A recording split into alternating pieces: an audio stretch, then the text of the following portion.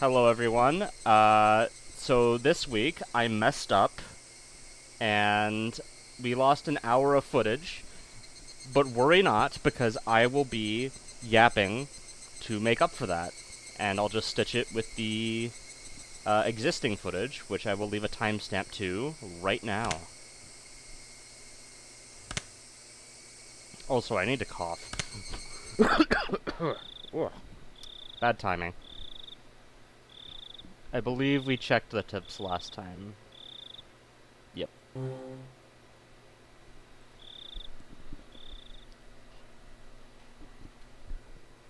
Tap, tap, tap. The sound of muffled footsteps stopped in front of the door to my room. A moment of silence, as if whomever they belonged to was ascertaining if I was inside. Of all the things I should have been doing, I continued on with my restless slumber. I was very much conscious, but my body hadn't caught up yet. Even with danger bearing down on me from just beyond the door, it was as if I was completely paralyzed, unable to move. Without a doubt, this was sheer terror. Please, just leave. Hey, why isn't my body awake yet? If they came into my room right now, then...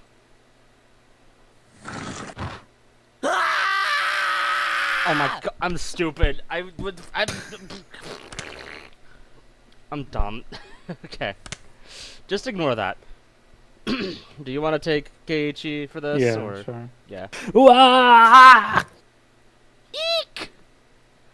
I sprung to my feet and threw my covers at my mom, who was opening the door. Whoa! Keiichi? What's the matter?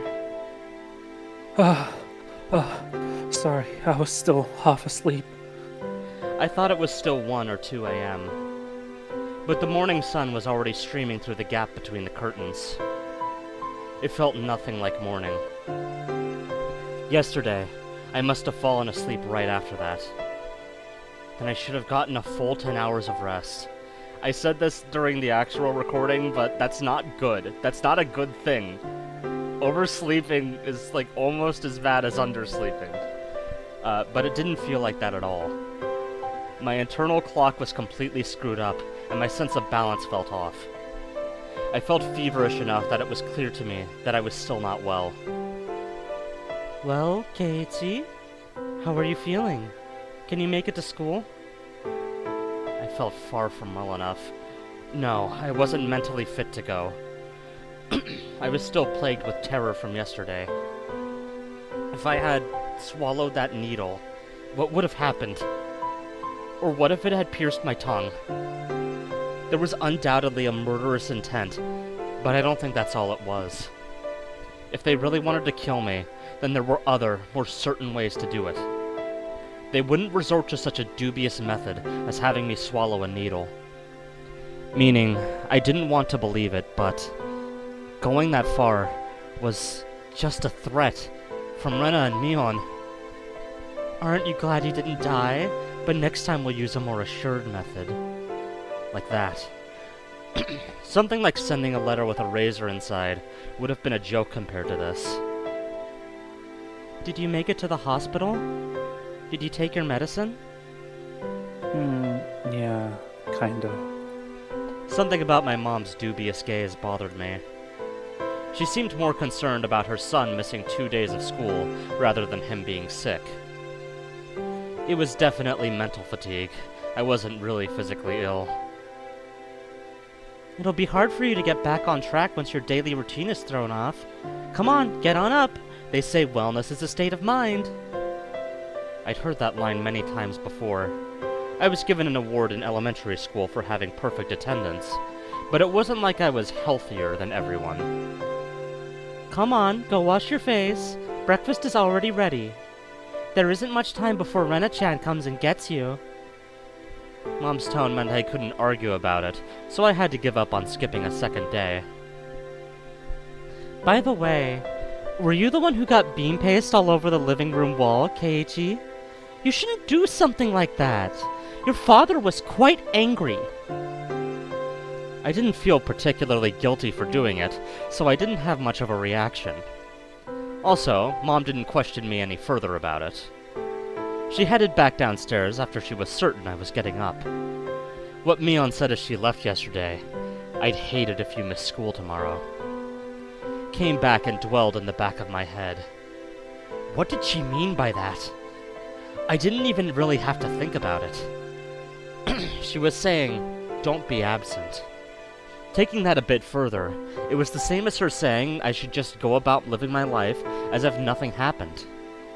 If I showed any signs of acting unusual, it would probably result in them making their move. If I acted differently, someone like Oishi-san, for example, might end up noticing that something is up. Meaning, if I didn't watch my mouth or did anything differently from the norm, in effect, it would end up communicating something to those who were undesirable. And it seems that was something the girls didn't intend to forgive.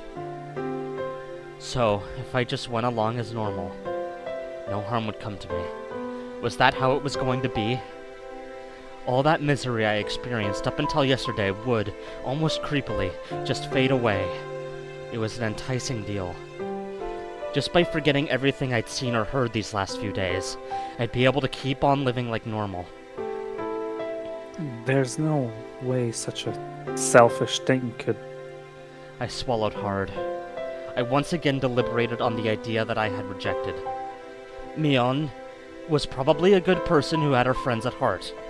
She was giving me, who had mistakenly broken some rule of theirs, a chance. Was what I did really something so unforgivable? But Mion had given me another chance. She was saying, if I just forgot everything and kept living on like I had been, I'd be forgiven. Keiichi, your food is going to get cold. Hurry up and get down here. Rena will be here if you don't hurry. I'm coming. I crammed my textbooks into my bag and hastily made my way downstairs. I picked up my somewhat bland breakfast. It seemed that I didn't have much time. It was already past when I usually met up with Rena. Given yesterday's events, she'd probably be here in the next 5 minutes. I needed to be ready to head to school by then. I had to forget everything that happened the past 2 days. Forget it all and return to my normal life. For this to be normal, I'll have to be where I normally meet up with Rena. Today of all days, the rice was dry and hard to get down. Ding dong! I jumped at the sound and dropped my chopsticks. That chime signaled that Rena had arrived. My mom hurried me along. Come on, Rena-chan's already here. Hurry, hurry! My mother's merry smile and my gloomy face were polar opposites. Honestly, I was reluctant to see Rena, who was waiting there on the other side of the door. The Rena on the other side. Was it the Rena I knew? I couldn't keep her waiting. I needed to do things as usual.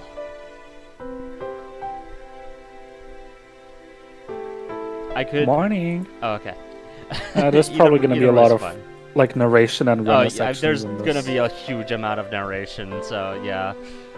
Fair enough. I've also never actually done like a Rena voice, because when I was just reading it with Imp, he picked Rena, so...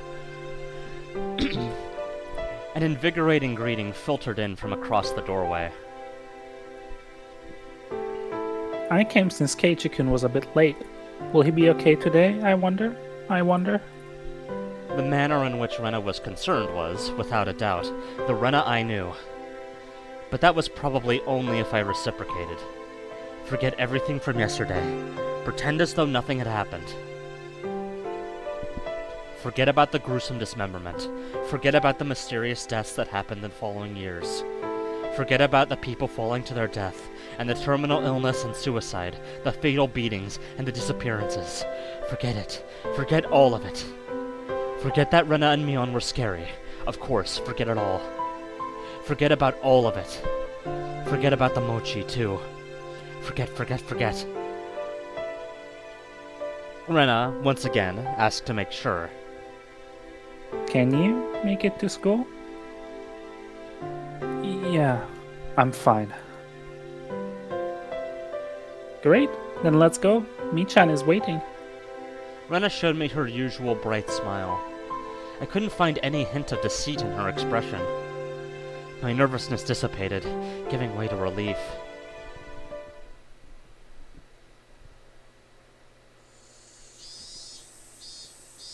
But you see, Satoko-chan was so insistent she could do it. As we were walking, Rena talked about a lot of different stuff, more so than usual. Then? Satoko-chan is clumsy, so she failed no matter how many times she tried. Oh, she was so cute. Everything Rena talked about was just silly nonsense, so I just replied every so often and laughed from time to time. It was a rather laid-back conversation.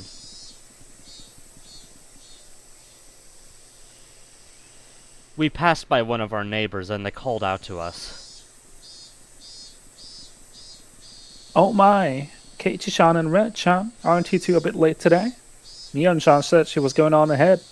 Oh yeah, I actually forgot to mention, I'm just gonna say this for the recording, but yeah, I just had this open, like, so people could join if they wanted, even though I would yap by myself if need be. So we also have one other person here to do the characters for me, if that wasn't already obvious. You got quite the vocal range, actually. Thank you. Uh-oh. Did Michan look mad, I wonder? We need to hurry up, Keiichi-kun. I think my best impression is probably Hank Hill. I'll tell you what, that boy ain't right. That boy got Onikakushi. Satoshi. I can't think of a good sentence, I'm sorry. After greeting our neighbor with a smile, Rena turned back to me and poked her tongue out. Not expecting that, I couldn't help but crack a smile. Ah, Keiichi-kun smiled. What? Rena stopped and stared at me. I was thinking that you still hadn't recovered from your cold since you seemed down this morning, Keiichi-kun. But now, you seem fine. Fine. With a grin, she gently poked my cheek. It was a bright, sincere smile. Hey, Keiichi Maebara, how can you still doubt Rena after she shows you a smile like that? Maybe I just had a high fever up until today, and I imagined everything that I thought happened because I was bedridden and delirious. I really hoped that was the case. If God would grant me just one wish, there's only one thing that I'd wish for. I would want what had happened in the past few days. More specifically, from the night of the Watanagashi up until last night. I wanted all of that to have never happened. I wonder how many times I'd wished for this these past few days. As long as Rena kept on smiling like this, I think it might just become reality. So I wanted Rena to keep on smiling. Keep on smiling. So, Keiichi-kun, those mochi yesterday, did you eat them all? That vain wish of mine was instantly shattered. My heart began palpitating. The relaxed morning mood suddenly became frigid. Rena's smile was the same as usual, and her eyes were gentle as usual. Those mochi yesterday, did you eat them all? Of course she wasn't asking the question at face value. In other words, Rena was asking, did you get the message?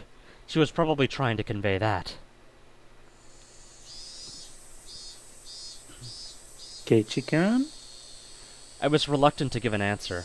Rena stopped walking and stared deeply into my eyes. Don't hesitate, Keiichi Maebara. Rena was acting the same as always, wasn't she? I needed to respond in my usual way. Naturally, of course. But both my throat and mouth had gone dry, and my lips were stuck together. Hurry and answer, Keiichi. Not that much time had passed. I could still keep the conversation going naturally. I had to say something quickly. Yeah?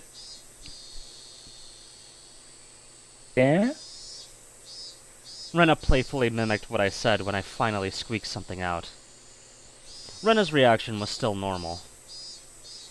It seems that there wasn't as long of a pause as I had thought.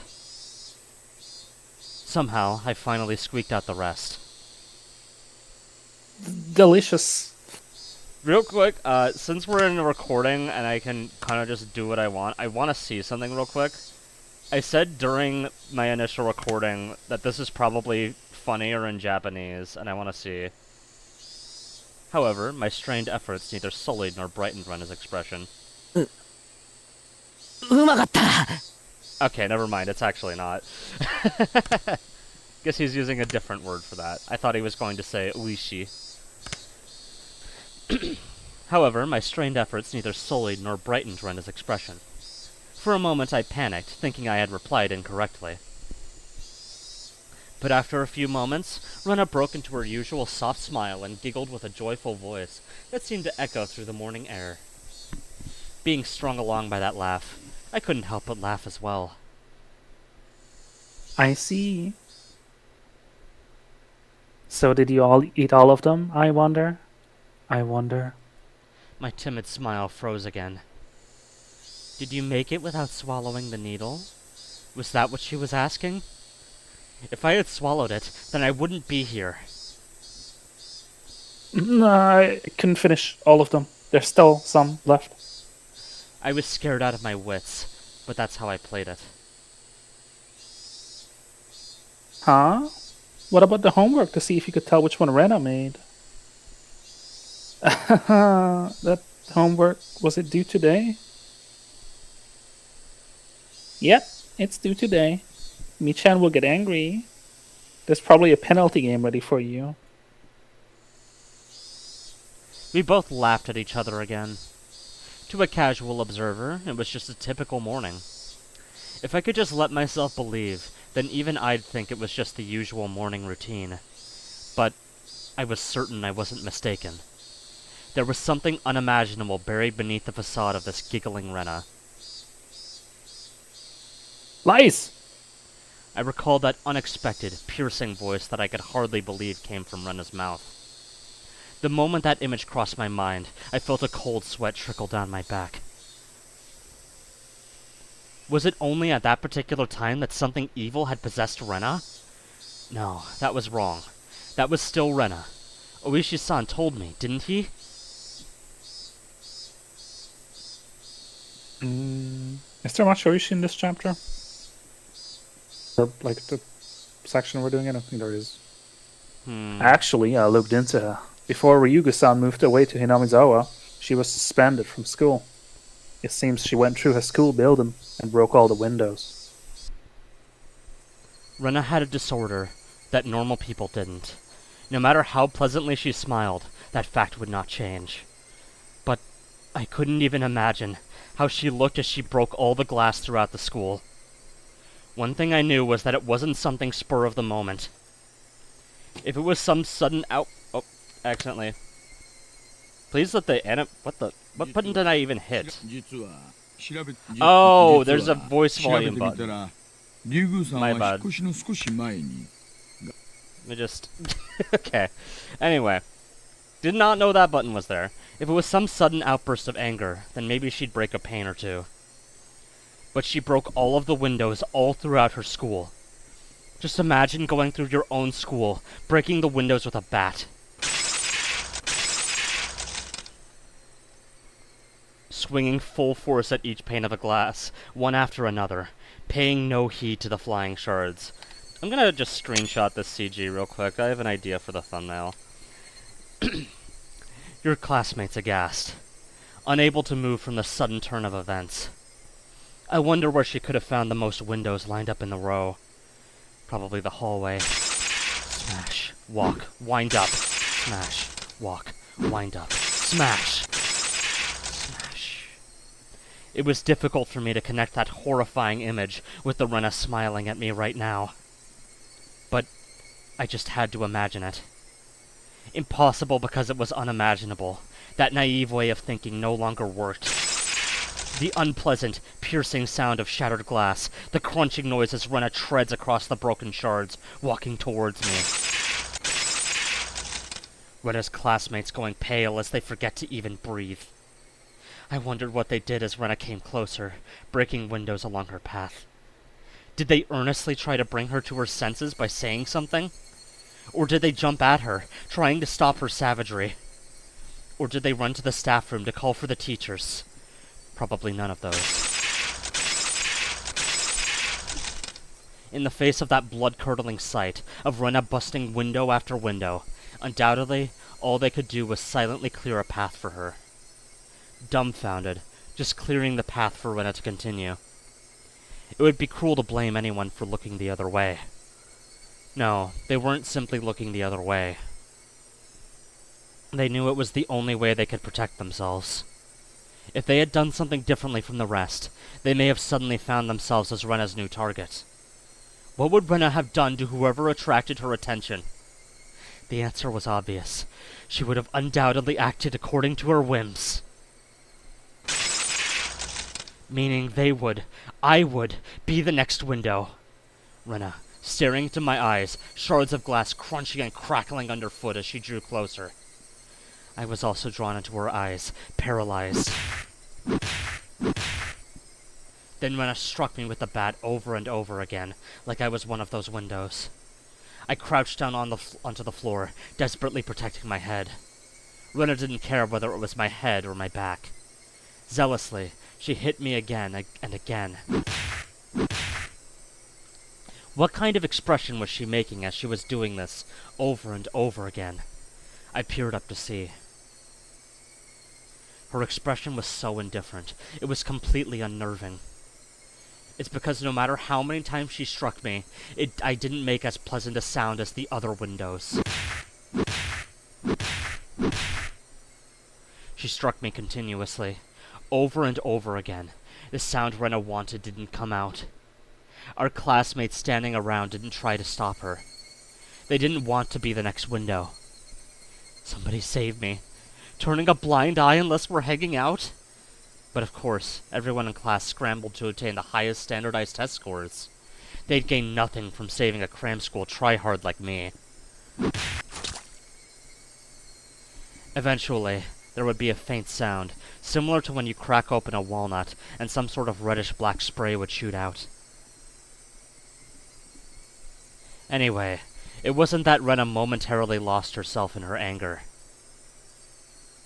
After forcing myself to breathe and calming down my heart, I recalled what Oishi-san told me. And in the counselor's medical report, he recorded all of the conversations he had with Rena-san. It shows up, and quite a bit of that. What does? She mentioned the word Oyashiro-sama.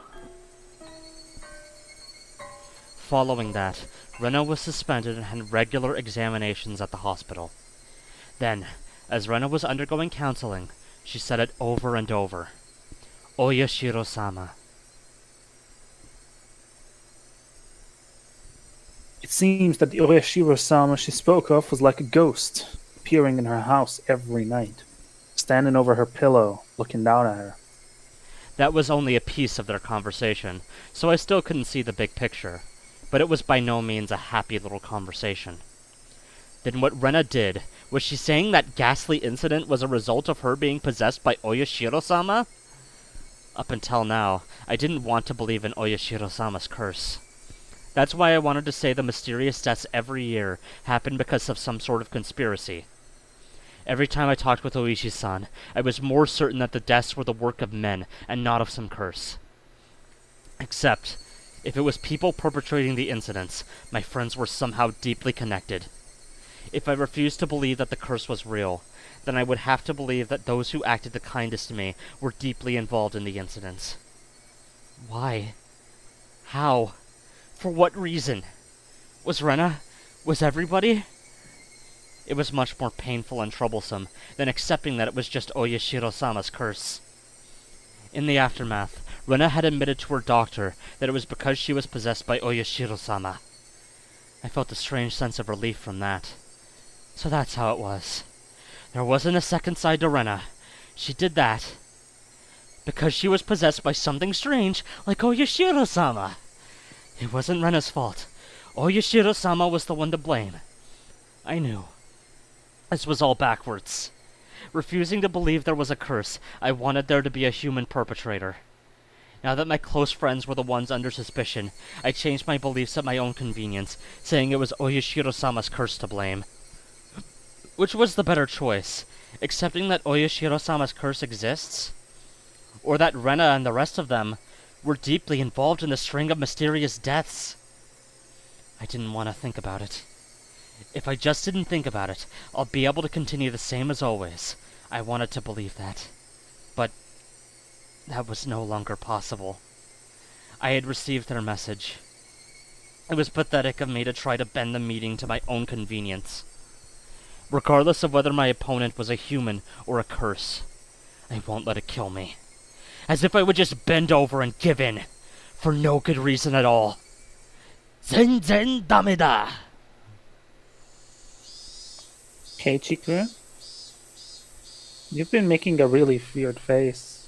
Why, I wonder? Inhaling sharply upon hearing Rena's voice, I came back to my senses. So I mentioned during the recording the Zenzen Dameda thing, but to be honest, I feel like Keiichi is more similar to Rudolph. I don't know, maybe that's just me. I mean, no, I don't know. I can't make like an objective thing on that. I just remember an interesting parallel from Chapter 1 when I was reading Higurashi for the first time. I shouldn't give too many details, but Rudolph says a certain thing in Chapter 1, right?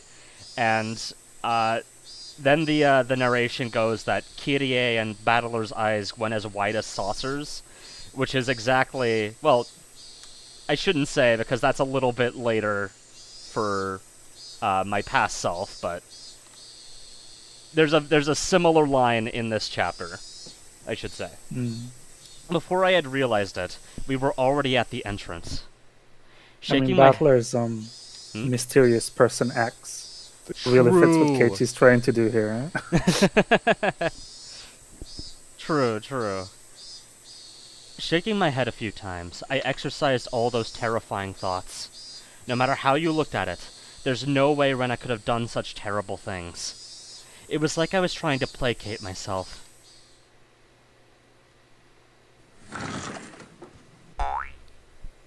As I slid the door open, a blackboard eraser loaded with chalk dropped down on my head the moment I stepped into the classroom. The chalk dust went into my eyes, inducing a brief moment of agony. Oh, how befitting for the truant Keiichi-san.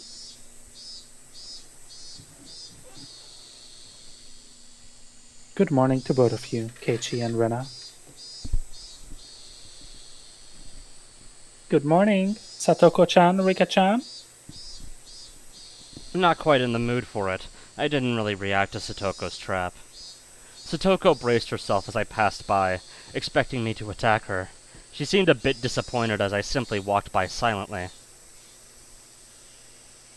What is this? How discouraging indeed. Keiichi doesn't seem back to his usual self yet.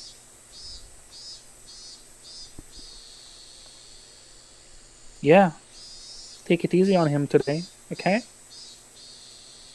Hold on, I'm opening Discord on my phone so I can see that where we need to stop. Okay, there we go. Suddenly, there was a slap down on my shoulder. It hurt a bit. I'll take Mion because I think she's only here briefly. Yeah. So. Hey, Kate-chan, did you get enough rest? It was Mion. My mind was full with stuff about Rena, but Mion was also a party of interest. Remember, Keiichi, that hawkish gaze from yesterday. Yeah. Morning. What's with that unenergetic greeting? Did you eat the mochi I brought you? I'm like this because I ate them. Those words were itching to be blurted out. I really just didn't have the appetite. I ate a few, but quite a lot were left over. Huh? What about the homework? Do you have an answer for which one was Rena's? Keiichi-kun said he forgot his homework. I think we said in the recording that is a typo, but that's okay. Yeah. Sheesh. And we can't help it. Time for your penalty. Holy Flashing shit, that's a good lurid- laugh. Yeah, that's the main reason I wanted to take me on for this. Flashing a lurid smile, Mion returned to her seat. I've mentioned this many times before, but my natural laugh is a cackle, so I'm naturally pretty good at that, I think. Taking all the witches in Umi. I'm not gonna take all of them, but I do call dibs on a certain one. You know which one. Here's a hint. I am not taking Battler. Someone else taking Battler. Not me. Anyway.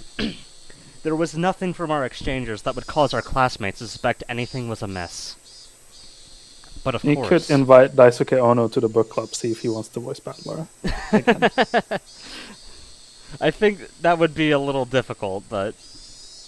Anyone listening to our conversations up until this morning wouldn't see anything suspicious. That was why it was so frightening. Actually, while we're on the topic, how do we still want to do like this style of narration for Umi? Because there's a lot of moments where it like swaps perspectives on the narration as well.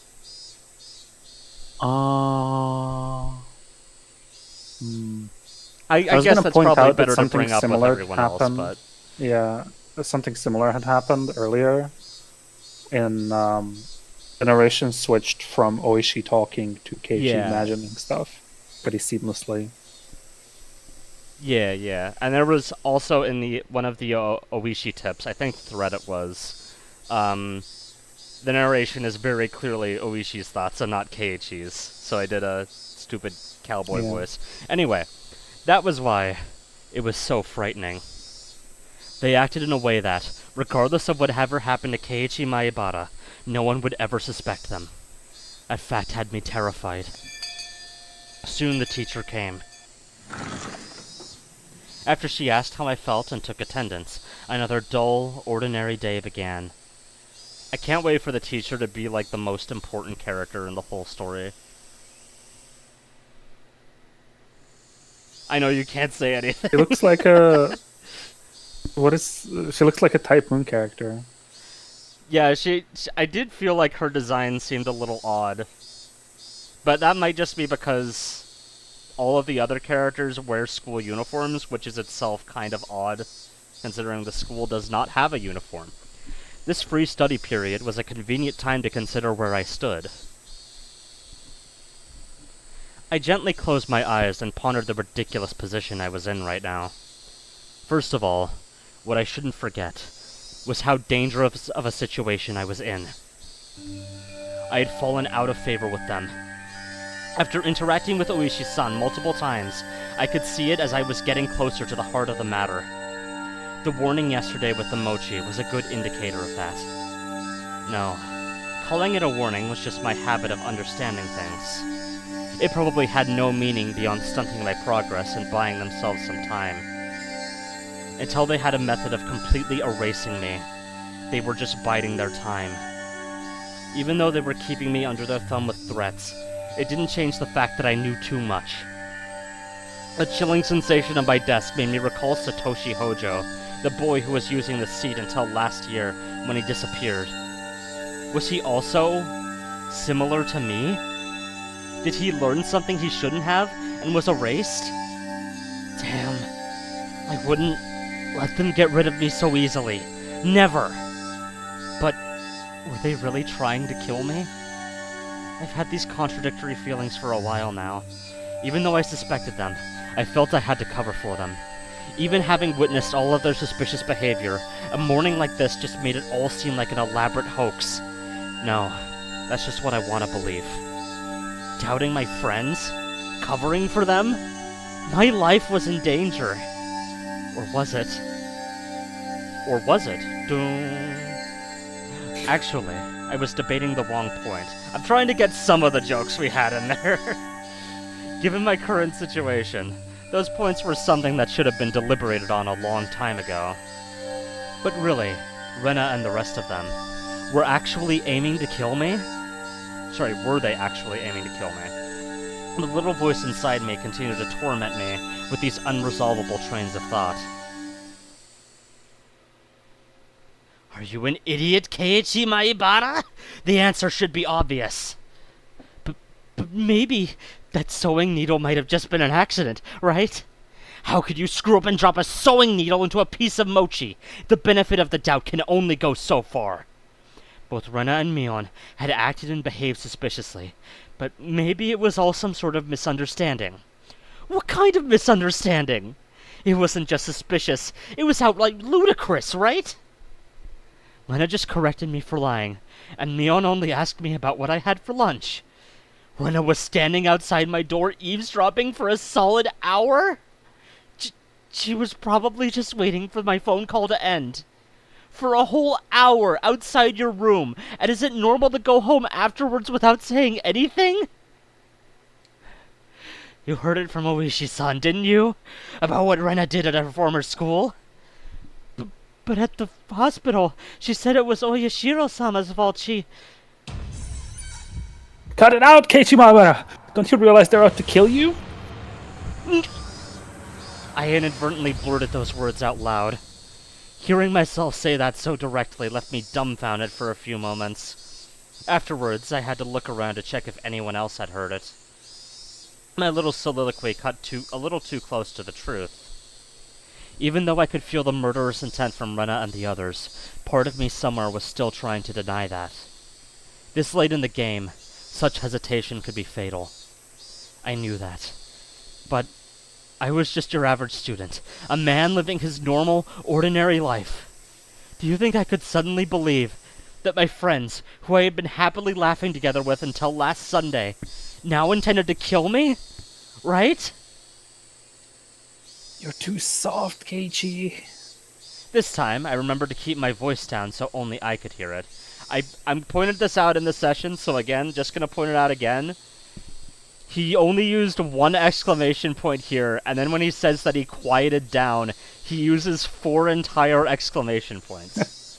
Yeah, I remember this time to actually keep it low. In the first recording, it was like even louder than the first one. Yeah. I definitely think he did not keep his voice down. There was only one thing I now understood. I was too soft. I didn't completely understand how dangerous Rena and the rest of them were. No, I wasn't trying to understand. I was too soft for not listening to Oishi-san when he was earnestly showing me the heart of the matter. I didn't listen because I was too busy pretending to be dejected. I didn't comprehend it. I was just running away. I didn't comprehend it, so nobody had any notion to try and kill me.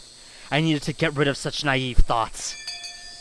As I made that resolution, I heard the bell signaling the end of class. So soon. The day was already over. I didn't recall eating lunch or doing anything in class. My friends were putting their desks together in preparation for club activities. Not long ago, I would probably have jumped into that circle happily.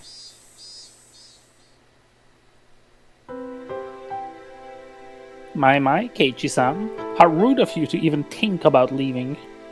The way Satoko spoke was so typical and familiar, it almost physically hurt. Huh? Keiichi-kun, is today not a good day, I wonder? I wonder. And we were going to win big together. How? Seeing Rena's expression, which said she was really looking forward to today, was hard to take.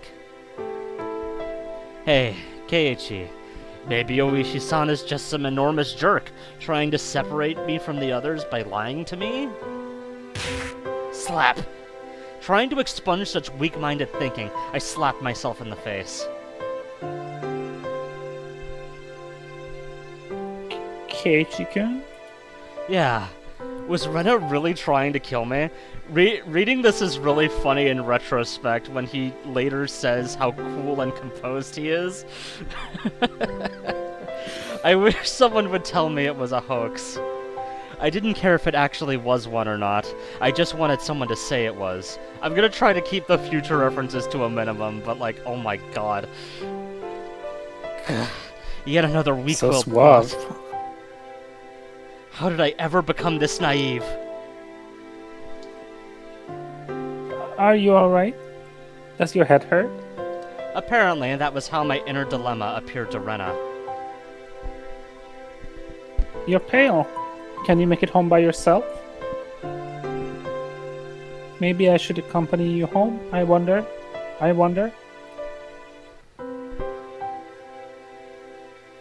No, it's okay. Sorry, I can get home by myself.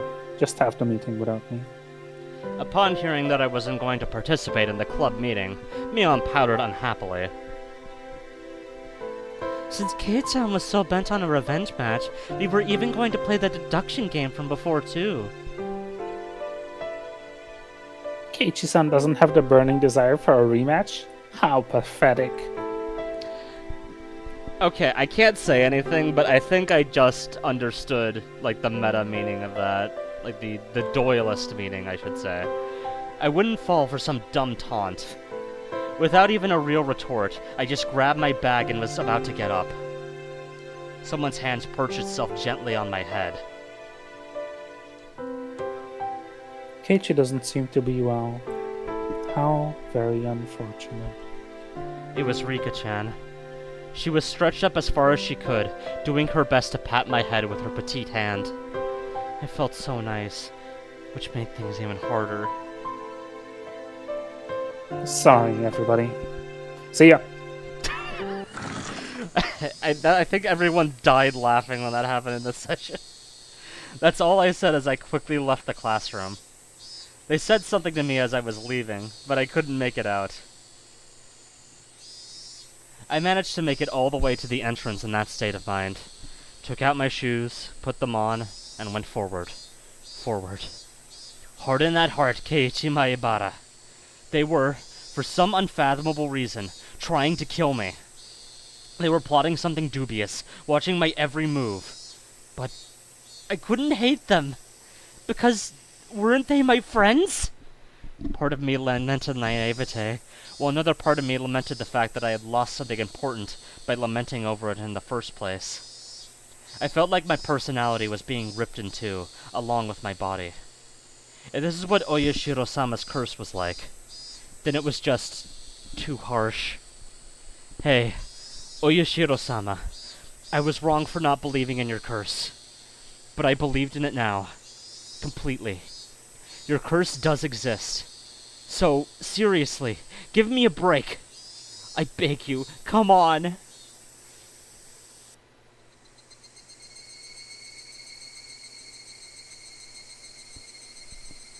I think it shouldn't be too much longer, because...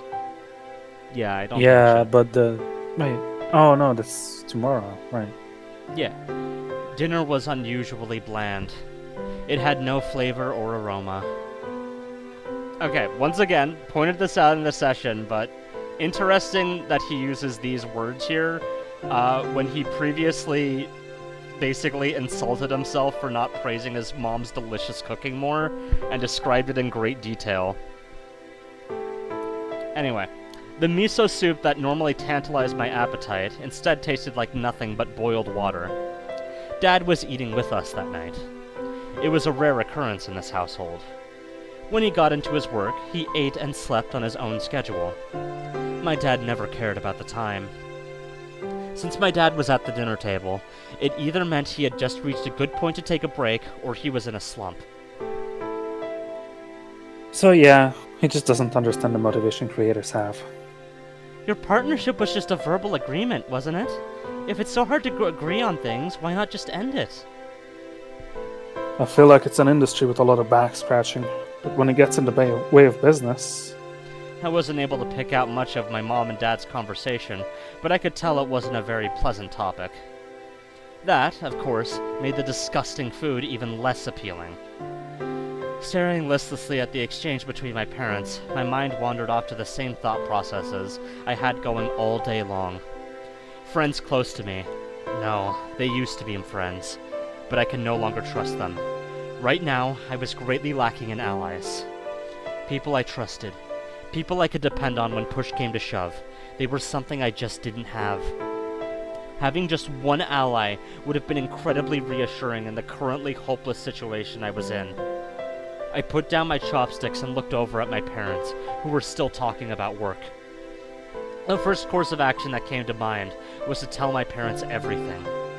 Currently, there wasn't a single person from Hinamizawa I could trust 100%. That meant the only people I could trust were my parents. But if I told them everything that happened up until now, would they understand? Rena, for example. That neighborly Rena, who was so diligent in looking after me, came to get me every day and sometimes brought over a share of what she made. How could I explain that she wanted to kill me? No matter how I explained it, it would probably be difficult for anybody to comprehend. My somewhat eccentric dad wouldn't understand, and my high-strung mom would probably drag me off to a psychiatrist in the blink of an eye. Sadly, that was the amount of trust that existed in our relationship. Even if they did come to understand, what could they possibly do? Unless they could uncover the truth, they wouldn't be able to protect me. No, by informing them of these unnecessary things, I'd be putting my parents in danger as well. Considering that the victims in past incidents were often married couples, I couldn't even joke about it. For the entire Maibara family to have an accident or to just vanish into thin air, it was easily possible in Hinamizawa. What was important here was knowing that something unnecessary put you in danger. The most unsettling question was, how did they know that I knew? As long as they didn't know, my parents might not fall victim. That was one way to think about it, I guess. At least it was like that in my case. After I found out, things started becoming odd. In other words, it meant the following. As long as my parents didn't know anything, nothing would happen to them. Which means that this house would be a safe haven as long as my parents were in. I knew these were just assumptions based on conjecture on top of conjecture. Wanting this house to be a safe haven, that was the pinnacle of my weak-willed method of thinking. I had to concede that it was not completely safe. It was only safer than the outside. I knew that I couldn't rely on my parents. No, I couldn't risk getting my parents involved. Then the only person who could be my ally would be Oishi-san. Him and him alone. He was the only person who understood the situation I was in. He didn't care so much about my safety, but he was without a doubt passionate about solving this case. It was a bit frustrating. Oishi-san was basically the whole reason I was in this mess. Now to get out of it, I had to rely on him. Meaning, it was all going according to his devices. It was just my job to look appetizing while bobbing in the waves as bait. Then, when the fish started gathering around, Oishi-san would pull up the big haul. It was slightly infuriating, but even I thought that was the best course of action. So then, what should I do? Patience was the first rule of fishing. Just keep waiting until the fish actually bites. But I wasn't simply bait. There were lots of ways for me to struggle before being devoured. When they struck, I needed to somehow dodge just enough and tag out to Oishi-san.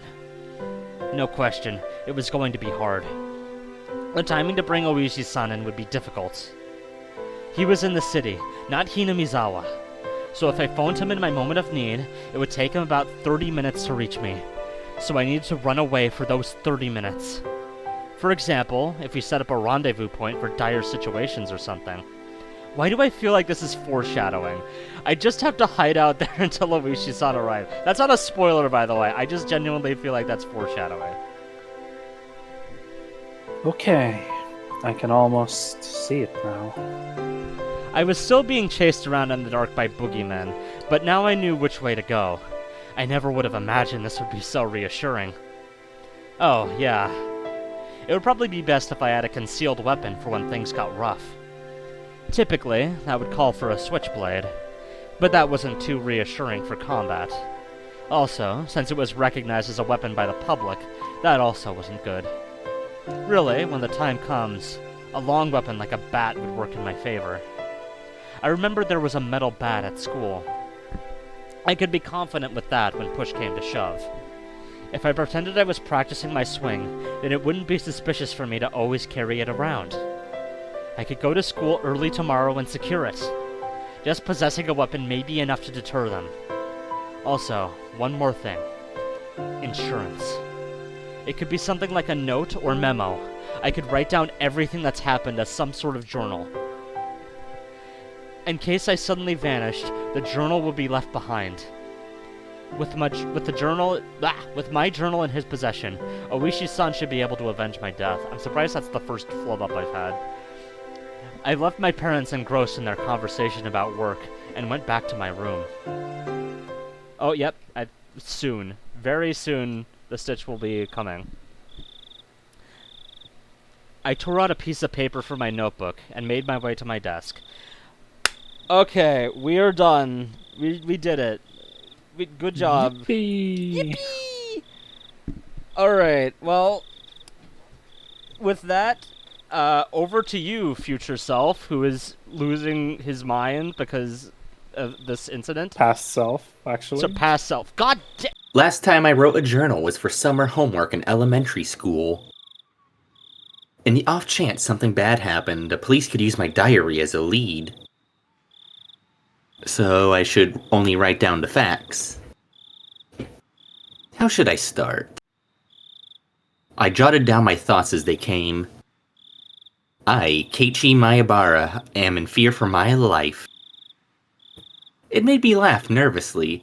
It was a line that showed up often in detective stories. I never even dreamed I would be in the type of situation where I'd write it myself. I do not know why they're after my life. Rena and the others were suspicious, but I had no proof. And that's why I couldn't write anything more. I laughed wryly at myself. What the hell does that word mean? For writing such a passage draped in mystery. Would the police be able to get the hint from reading this enigmatic passage? I could only pray that they would. Keiichi's biggest illusion in this chapter is thinking that those two sentences would lead to any sort of conviction.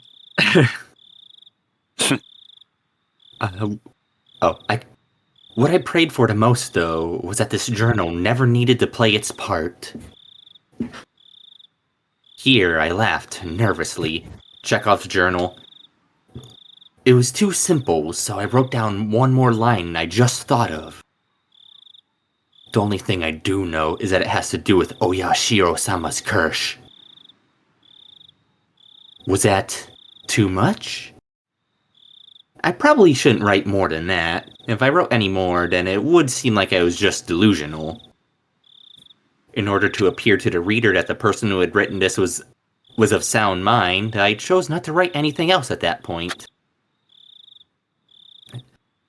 I just needed to add more as I learned more about the truth. He uses a lot of fucking ellipses. I folded the paper and thought about a place to hide it. Yeah, I also say them. By hiding it somewhere obvious, there was a chance that they, the Illuminati, would uncover it instead. Dot. He's got to convince the reader he's of sound mind. This is the author speaking directly to us. On the other hand, if it was in too obscure of a location, then there was the risk of nobody finding it at all. In the end, I decided to take the clock off my wall and stick my folded note on the back of it with Scotch tape. After that, I put the clock back into its normal position. Yeah, it didn't look like anything was hidden behind it. Now I needed to set it up such that, if anything happens to me, my parents could find it. I looked at it from countless different angles until I was satisfied and I made my way downstairs. I looked at it until he made his way downstairs. My parents were still talking about work. It didn't look like it was going to end anytime soon, so I cut in. Sorry to interrupt. I have something I want to talk to you about. I'd never started off a conversation like that before, so my parents were both startled. They stopped talking and turned towards me. What is it, Keiichi? I have a favor to ask of you. Please listen. Just in case, yeah?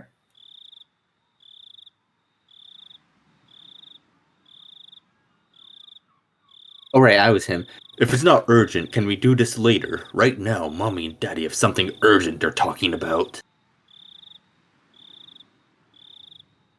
I didn't think their talk was more urgent than mine. In any case, I stated my request. Just in case, okay? If I die, Both my parents' eyes went as wide as saucers. Smooth. Aliens. if I die, I want you to put the clock on my wall in my coffin. If they did that, then they'd probably find it. My memoir.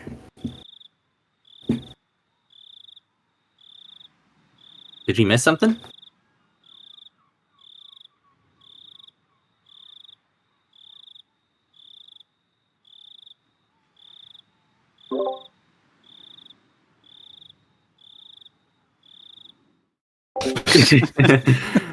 Right. He is completely gone. He's a genius.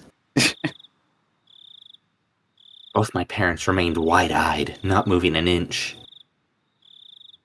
Inches American, I couldn't blame them. I made that clock in shop class and I really like it. So, please.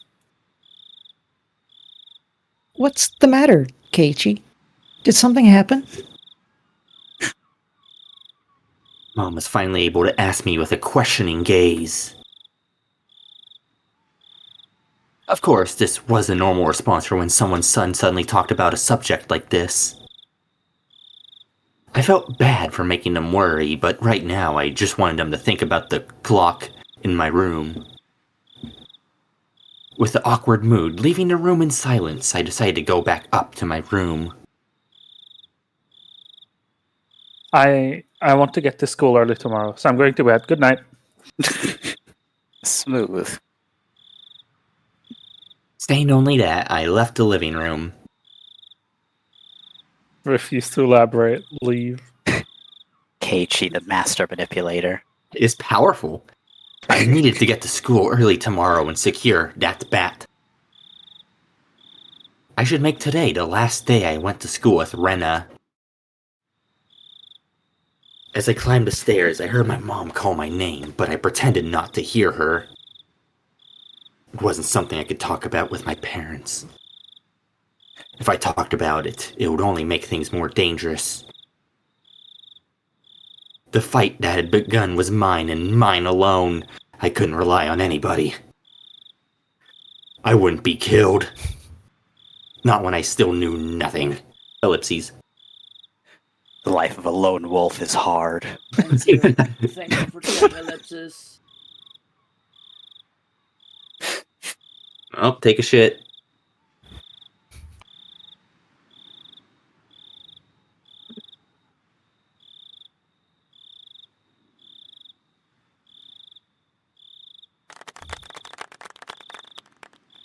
Hooray, we made it. Yay, tips. Not feeling so hot. I wonder why. I don't know what this has to do with anything, honestly. Keiichi-kun's been feeling down lately. Maybe he's in a bad mood.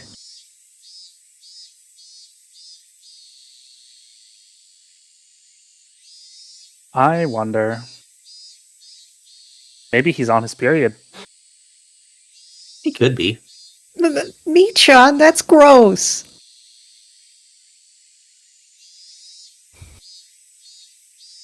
Yeah. Really an old man. What do you think? Don't know. Could be that Kei-chan, maybe. I don't know. That day, Kei-chan was in that car talking to some tubby middle-aged guy, right?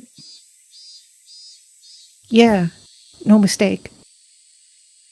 That Oishi, he probably fed him something fishy. He looked serious. Keiichi-kun's face was so pale.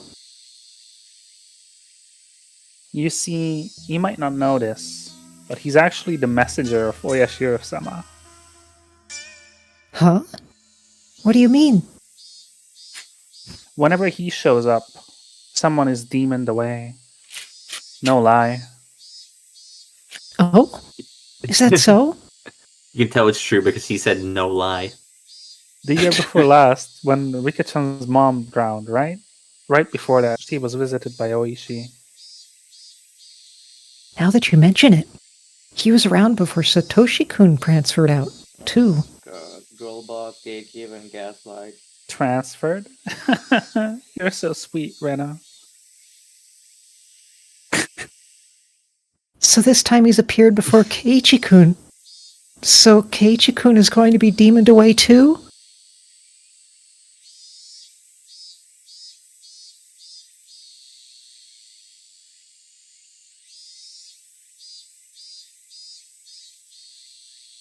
An empty silence hung in the air, and then it was suddenly interrupted.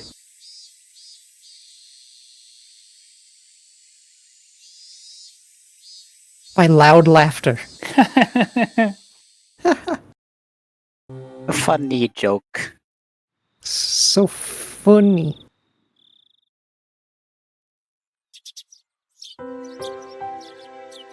This was the first time I'd ever woken with such clarity.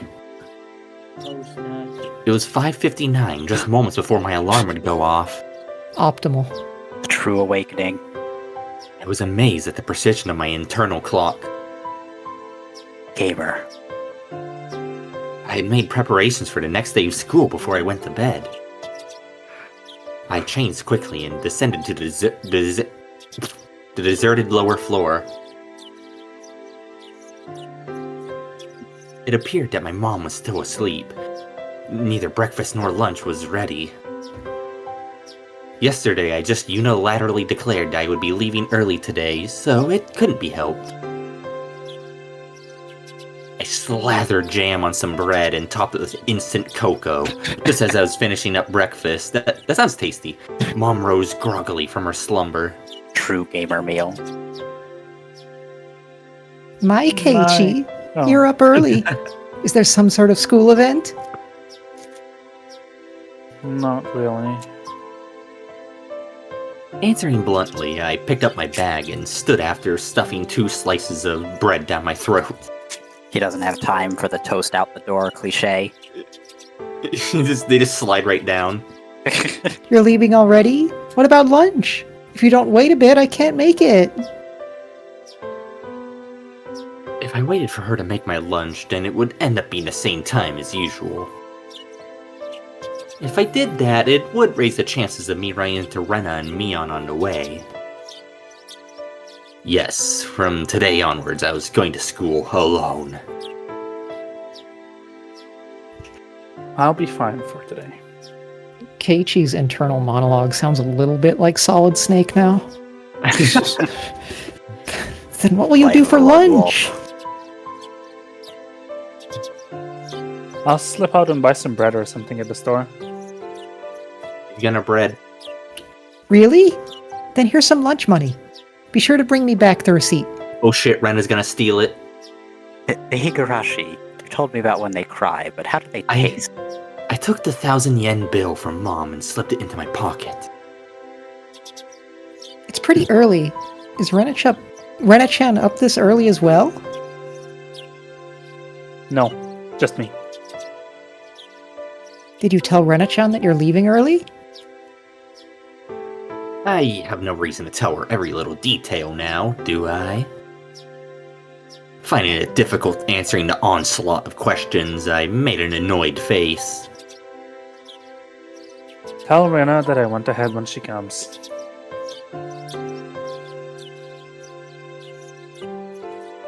Hey, Keiichi, wait! It's not that I didn't trust my parents, it's just I couldn't rely on them. They couldn't help me. I could only hope that they didn't get involved. It was safer that way. Mama's annoying voice was cut off by the slam of the door. For the first time since I moved here, I headed down the road to school alone. He sounds like the edgiest 12-year-old.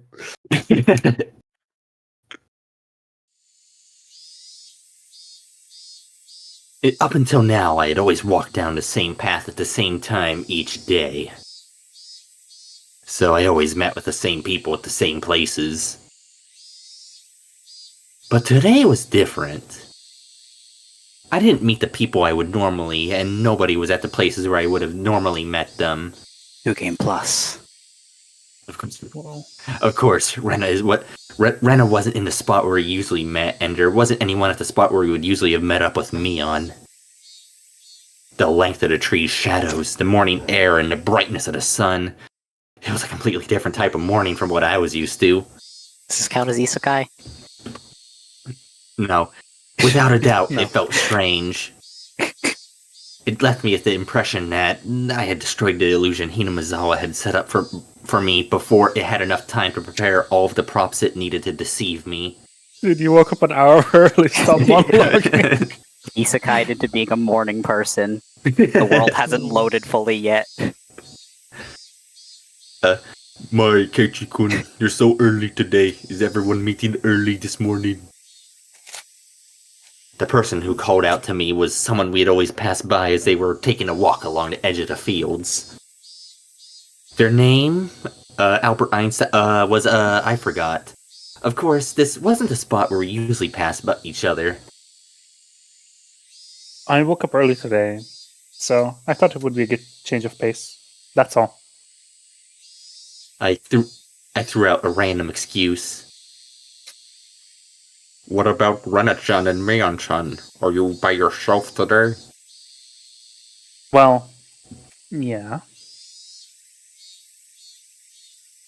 I was being asked the same type of questions my mom was asking. So I answered them in the same uninteresting, vague manner. It wasn't funny being asked where Rena was each time I passed by someone. But maybe it was to be expected. It was because for so long we were always together so amicably. Even I felt that if I let my guard down, we could still be Fries. Stop it, Keiichi. Don't think about that anymore. You spent all day yesterday thinking about how dangerous it was to go soft, didn't you? He's gonna go hard. Baby. A car horn blared from out of nowhere. Even though I was walking, lost in thought, that horn was way too close. Sneak attack. A mechanical behemoth barreled at me from behind, catching me completely off guard. Here comes the real Isekai. It'd be a truck if it was an Isekai. By the time I turned around, the van's hulking chassis was almost on top of me. Oh, he's into that? I'd seen plenty of cars veer to the opposite shoulder to avoid pedestrians, but this car was doing the opposite. It felt like there was somebody on the opposite shoulder, and the van was swerving in my direction to avoid them. That blissfully ignorant train of thought delayed me from realizing something much, much more important. That large mass was hurtling right at me. Was it going to hit me? The inside of my head instantly flooded with a painful cold liquid. In that moment, the scene before me, no, time itself, had frozen. Zawardo. Oh, he's the same type of stand. In the silence of that frozen moment, I compared to Van, so close that I had no way to dodge it, and my body, the upper half twisted awkwardly in order to look behind me. There was no way I could dive out away in my current position. If I lost focus now, this moment would unpause, and I would probably be plowed over, caught in this silly pose. Bend my upper body over towards the paddy by the side of the road. If I bent far enough, I'd get away with just being hit by the side view mirror. As soon as a thought crossed my mind, the temporal stasis was shattered by the deafening sound of the van. The side mirror struck my shoulder, sending me spinning off through the air like a top, locked in my contorted position. Splash! Sent tumbling through the air, I crashed into the muddy paddy by the side of the road. My entire body was soiled and drenched. But the choice I had made in that instant was unmistakably for the best. I was covered in mud, but when an alternative was being hit by the car, it was the closest thing I could be to being unscathed. Okay, so I can't find a good solution right now, so I'm just gonna deal with it. Hi. You can. I can take narration back if you're still. Yeah, my throat's getting dry, so. Welcome to my world. Anyway, rising out from the paddy, I had enough. Wait, I didn't read the last line, did I? Oh no, you read the last line. It was read. Yeah. Rising out from the paddy, I had enough in me to glare over at the stopped van and yell profanities at the driver. I'm not sure if he was able to see me, but the van sped off suddenly. Wait, damn it! This was what they call a hit and run, wasn't it? I couldn't help but continue yelling out profanities. The disgrace from being covered in mud hurt me more than any physical wounds. I slogged through the muddy paddy and made my way back onto the road. This is a crime, goddammit! Shit! I'll track you down and sue you! If I go looking for a van, I'm sure to find it in this little village. The path I was on had rice paddies on either side, and it had become so narrow that one car could barely fit through. It wasn't a place you could tear full speed down in a car, let alone pass by pedestrians. Not only was it a narrow road, but the car just now was closer to my side of the road than the other when it went past me. Even as I cursed, I was desperately trying to suppress the dark cloud boiling up within me.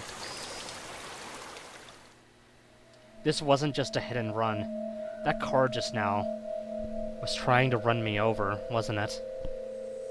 Thinking back, I did feel like there had been a car creeping up on me slowly for a while. No, you didn't!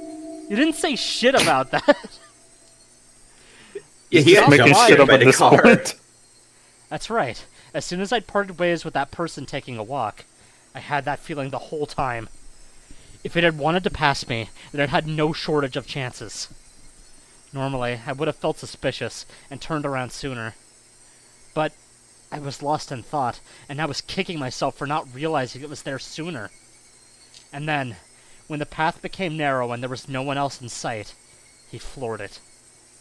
If I had hesitated for even a moment, the result would have been no laughing matter. As the adrenaline rush from being nearly run over subsided, and the realization of just how terrifying the preceding events were sunk in, there was no doubt about it. That van was intentionally trying to hit me. A cold, viscous sweat seeped from my scalp and slid down my back before dribbling off. I struggled to avoid falling into a panic. There was still the possibility that this really was just an accident. Calm down, Keiichi! But also don't be so naive, Keiichi! Being that lax will get you killed next time. You need to always be on your toes. Don't give them any openings. If my enemy was really out to kill me, then next time they would use a more reliable method. If that time came, and I was acting like I was now, getting covered in mud was the price I had paid for my own naivete. Covered in mud, but without injury. Not even a sprain. I guess this was what you would call the silver lining. I began walking again, this time cautiously. I wouldn't even show a hint of carelessness. I had suspected only Rena and the others up until now. No, it was because I had suspected them that I had believed there were no other enemies. Oishi-san had said so, didn't he? There was the possibility of a village conspiracy! Was I really mired so deeply in the situation that I had no choice but to try and carry on as usual? Wouldn't it just be safest to hole myself up in my house? But the moment I abandoned my regular routine, everyone around me would abandon theirs as well. That was just too horrifying of a thought. I recalled the tales Oishi-san told me of when Hinamizawa was still called Onikakushi. A frightening tale of an entire village of demons hunting their prey, surrounding them and eating them alive. One must not interfere with the demons. One must pretend not to see it. See it, you say? The enemies were numerous. The whole village. The villagers with their unwavering faith in the curse would do nothing to help me. The strong, sudden flash of sunshine made me slightly dizzy. I had no idea of what was going on anymore. When I suspected it was the work of man, I would catch a glimpse of Oyashiro-sama's curse. And when I suspected it was Oyashiro-sama's curse, someone would poke their head out. What was coincidence? What was intentional? Who was my enemy? Who was just a bystander? No. What I really, truly wanted to know was, how did I end up with the proverbial bullseye painted on my back? Eventually, an answer in a form I could understand will appear. I don't care when that will happen, because until then, I cannot die. That alone fueled my resolve to fight and will keep me alive. Yeah, see, he's doing okay.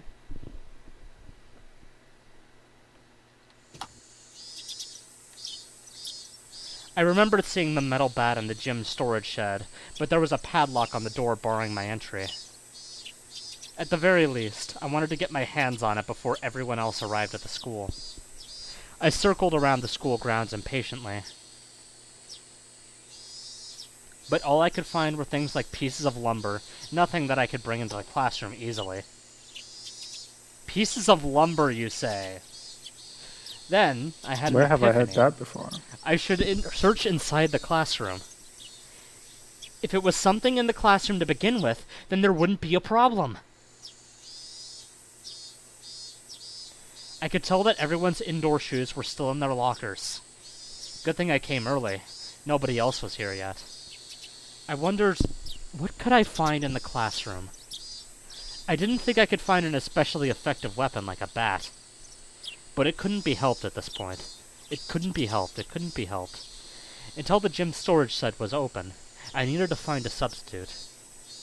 A lingering hint of naivete whispered that there was no way I'd be attacked at school. But such soft ideas would no longer protect me. To think that they were slowly making their way into parts of my life that I had once thought impenetrable. In the worst case, my own house might not be safe anymore. That was an incredibly frightening thought. But I believe that not considering the worst-case scenario would have been even more frightening. Anyways, I will survive. So long as I lived, then I will definitely be able to escape this labyrinth of nonsense. Definitely. My exploration of the classroom came to an impasse. That much was to be expected. There was no way there would be anything could be a weapon in the classroom. In case of emergency, there was probably nothing I could do but swing my own chair around. My gaze landed on the lockers that had come to be used for personal storage. The locker that Mion used to store her pile of games was among them. There was one for each person in the class, all lined up. Of course, there was one for me as well. Oh yeah, there was supposed to still be a tracksuit in my locker. Seeing me covered in mud would be strange. I should go change later. But first, I needed a weapon. If one of my classmates came, it would be hard to rummage through all the lockers. I swiftly began opening the lockers one by one. They were mostly just filled with things like gym clothes, personal items, and umbrellas. You can use an umbrella as a weapon. You should learn how to make a shiv. Okay, wait, never mind. He just said that. There you go. If I... Ryuugu! He does it again. He knows. Every copy is personalized. If I couldn't find anything better, then this would have to be my weapon. I was about to give up on finding anything decent when I opened a locker that had exactly what I wanted. Neon's gun. It was, without a doubt, a metal bat. It was well worn and pretty beaten up, but there was no doubt it was usable. In that locker that reeked of mold, there also hung a baseball uniform. It was probably the locker of a student in a Pee-wee league or something like that. If that was the case, then he'd probably ask for it back. At the time, I could hear the voices of the children scuffling their way noisily from the hallway. Amongst them, I could make out Rika-chan and Satoko. Yay! Good morning. Ohayou gozaimasu! My, you're quite early this morning, Keishi-san. I nonchalantly hid the bat I was holding behind my back. What is with your outfit? You're covered in mud. Yeah, I had a little incident. I'm going to change now, so cut me some slack. With that said, I began taking off my clothes. Satoko began to blush just as I expected her to. Changing in front of a lady. Have you no tact at all? You're like a I can't keep it I think that's a consistent. new expression. Yeah. I would think that the lady staring at someone who was changing would be the one lacking in tact. There's no changing room for the boys, so just deal with it. As Satoko feigned disgust, she went into the hallway, still blushing. Conversely, Rika-chan continued to stare at me, preparing to change. If Rika-chan is a lady as well, then I don't think it would be appropriate for you to be watching me. This is how you know this is not Keiichi we are dealing with anymore. I'm not a lady, so it's fine. She deliberately He's- pouted and looked at me with upturned eyes. He's lost all of his freak. Then, starting now, you're a lady. He's normal now. If I'm a lady, then I suppose I must. Rika-chan, appearing to be satisfied with being considered a lady, made her way to join Satoko in the hallway. Just as I breathed a sigh of relief, Rika-chan stopped suddenly and turned back towards me. Are you going to start playing baseball? It seems that Rika-chan had noticed the bat. Yeah, just, I was feeling a bit out of shape. So I thought I'd just try practicing my swing. I think it's wonderful you're taking care of your health. She was talking like an old lady, despite her appearance. The mom friend. You're taking care of your health. After saying that, Rika-chan started to leave again, but stopped and looked back at me once more. So, one more thing. Please don't lose that bat. Oh, it's such a good line. I love that line. It seems she already knew I took it out of Why someone's would- locker. Come on, this line's a banger. Anyway, there was no name on the locker door. I didn't know whose bat it was, but I would be borrowing it until they complained. It wouldn't be for long, just until the gym storage shed was opened. After quickly changing into the tracksuit, I checked the time. I still had plenty of time before class began, because I came so early. I took the bat in one hand and went out to the schoolyard. That was, of course, to practice my swing. I needed to make it It's a known. man of his word. I needed to make it known I always have a bat on me so I could practice my swing. At some point, the sunlight had become even stronger. Disregarding my classmates as they made their way to school, I took my position in the shadow of the school building. Every day is swing day. Hell yeah. You go, Keiichi. I wasn't the academic type, and I wasn't much of an athlete either. I might get muscle pain if I just suddenly started swinging. I should at least start out with some warm-ups. I doubt anyone would think I was doing something out of the ordinary.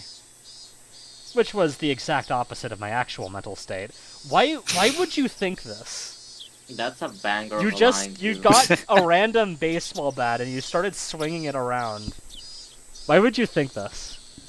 I gripped the bat and swung lightly. The bat was by no means light. The weight would make it a reliable weapon when I needed it to be. Of course, I could only pray that the moment I needed to use this as a weapon would never come. Just carrying it around could deter attacks against me. At least, that's what I hoped. Miona's a gun. Not anymore. She got nerfed. Yeah, she got nerfed in the PS3 port, sadly. I could take Mion again since I was doing her before, unless someone else wants her. Good. Okay. Huh? Kit-chan? What are you doing? Being bombarded with such a hysterical voice, I jumped. Whoa, Keiichi-kun, are you on the baseball team? The baseball team? It was Rena and Mion. I was surprised to hear you went off ahead. What are you doing, Kei-chan? Can't you tell by looking? I'm practicing my swing.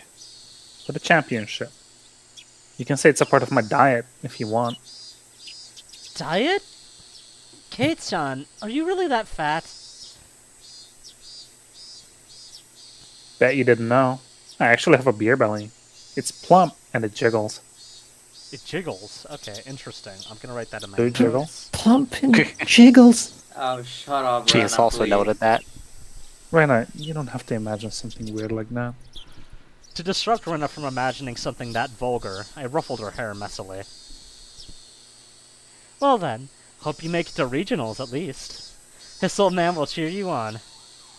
Regionally speaking, it seems that Oshima High is pretty strong. They say their southpaw, Kameda-kun, is amazing. Good luck. Seems they've already taken me for a baseball nut, but oh well. Well, if I really did make it to the championship, it would be a cinch. After all, I'd be the pitcher and the catcher.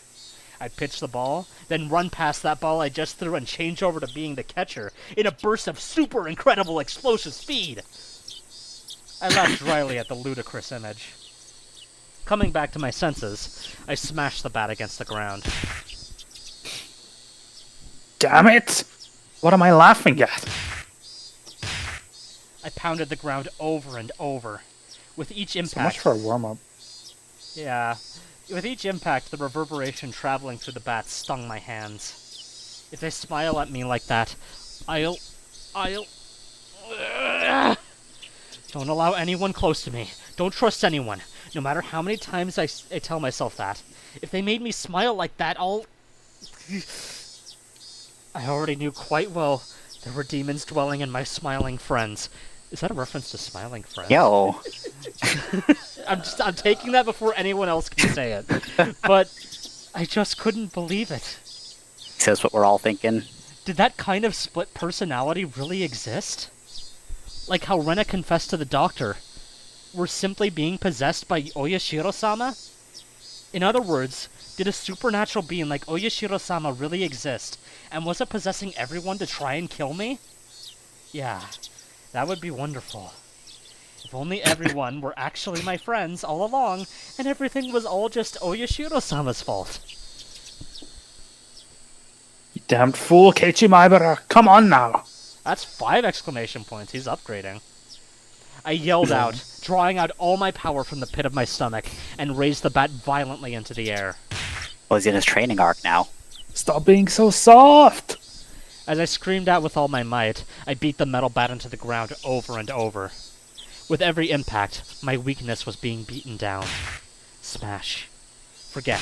Smash. Don't be soft. Smash. Know your enemy. Smash. Ass. Like hell, I'll let them kill me. So much for looking perfectly normal. Yeah, I mean, he's just a That perfectly ship normal. has sailed a while ago, I scrolled think. past, and it was a screen transition. Whoops. Hold on, I got this. I don't got this. No! Oh, fuck. Oh, fuck. My shoulders heaving up and down from my ragged breathing. I heard the first bell ring just as I calmed down. He got it. I gasped with the sudden realization. That was the final bell. As I felt all the tension drain from me, I let out a deep breath. Why did I say Beth? My mind was in a muddled state for much of the entire day. I didn't feel like I was awake, but it didn't feel like I was asleep either. I couldn't say it felt especially comfortable, but I felt a kind of relief that the sanctity of the school part of my daily life had yet to be violated. How long would I have to keep on living like this? I could only grit my teeth and bear with it as this living hell slowly gnawed away at me. Keiichi-kun, come on! It's club time! Club time! The sound of Rena's voice brought me back to my senses. And back to reality. Come on, kid-chan, stop spacing out! Bring your desk, your desk! Everyone was moving their desks together as usual. That's right. It was happy fun club time. He even says it. Yeah. See? It's happy fun club time. But I had no Yeah. intention of taking part. I haphazardly stuffed the contents of my desk into my bag as I prepared to go home. It was a weak-handed gesture to avoid having to actually say, "I'll be going home now." What's this, Kei-chan? You planning on going home right away again? Mion sounded quite disappointed. I'm just not in the mood. Could you just let me be for a while? The tone of the words that spilled from my mouth matched Mion's disapproving glare. It felt like the air in the room had dried out.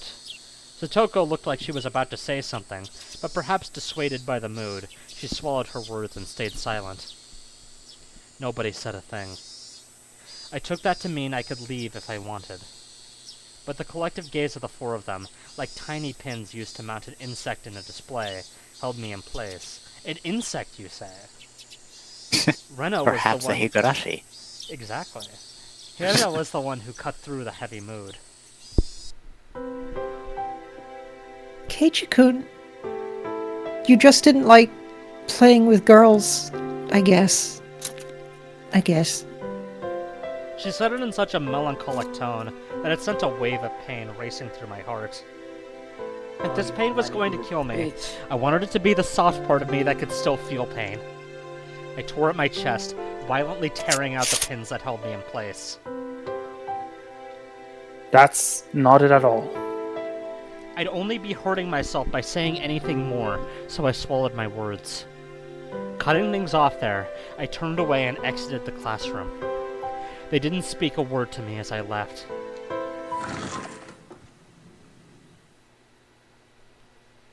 And then he went to heaven. Keiichi whited out. It was a long, dull trip back home, but I didn't lose focus. I firmly squeezed the grip of the bat, which was already soggy from sweat. Oh my god, Hey, me soggy mentioned. reference! Realizing that, I wiped it down with my sleeve. If something were to happen, I wouldn't want it to be slippery. Since this morning, I'd become especially sensitive to the presence of cars. Even while walking, my ears pricked up and sought out threatening sounds and presences that could be closing in. His ultra instinct is awoken. And that's why I could hear it. He's just a regular cyclist in a big city. Without a doubt, there were footsteps. Those footsteps had matched up perfectly with mine for a while now. From what I could sense, it was just one person. But I had no intention of being careless. Did they intend to follow me like that car this morning until we were in a good location to assault me? Then it wasn't a good idea to keep walking like this. I stopped walking and looked back. The wooded path crowded with trees responded with silence, as if there was nobody there to begin with. But I wouldn't be fooled. I was certain footsteps were following me. And just as I stopped, the footsteps stopped as well. Meaning, the person following me wanted to keep their distance. That was, without a question, proof that I was their target. I held my breath, waiting for that presence to panic and start moving again. The trees rustled with the sound of the wind. The Higurashi also joined in the dissonant chorus, trying to throw my focus into disarray. Take a shit. Had 5 minutes passed? Or had I been like this for a whole 30 minutes? It was so hard to believe I might have suffocated. It seemed like I would be the first one to panic. Without a doubt, he was lurking in the shade of that tree with bated breath. Then I'd make the first move. I fixed my grip on the bat. I raised it up to my shoulder to be ready to swing it at any time. Hey! I know you're there. With all of my might, I screamed at whoever was hiding in the shade of the trees. But the presence in the shade didn't budge.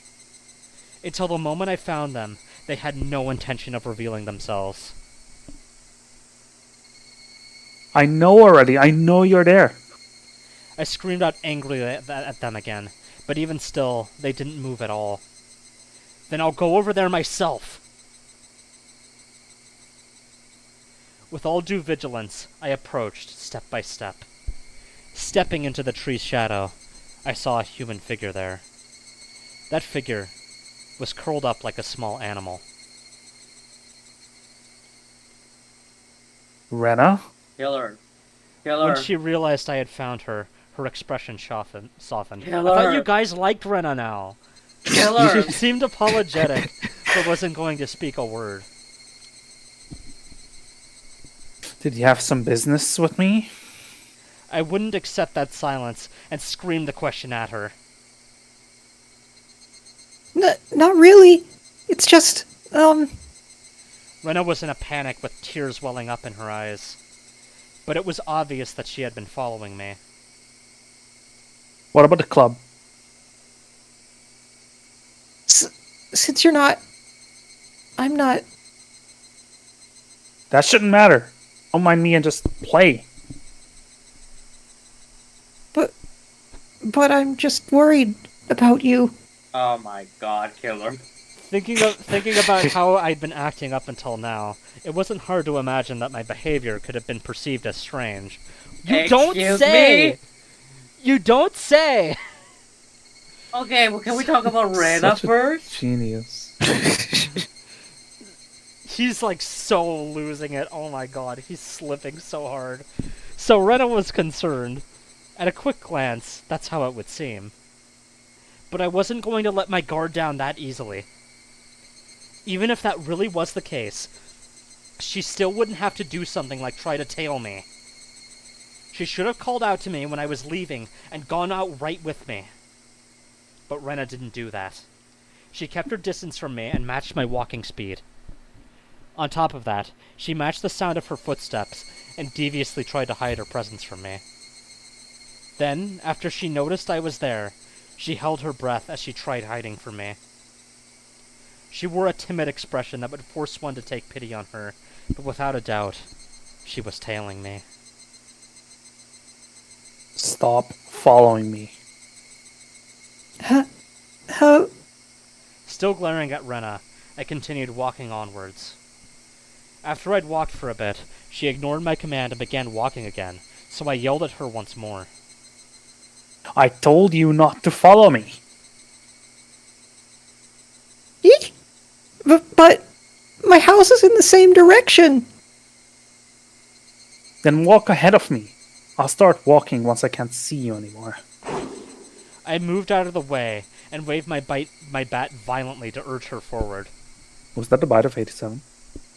That was the sound of him swinging. I'd like to go home together with you.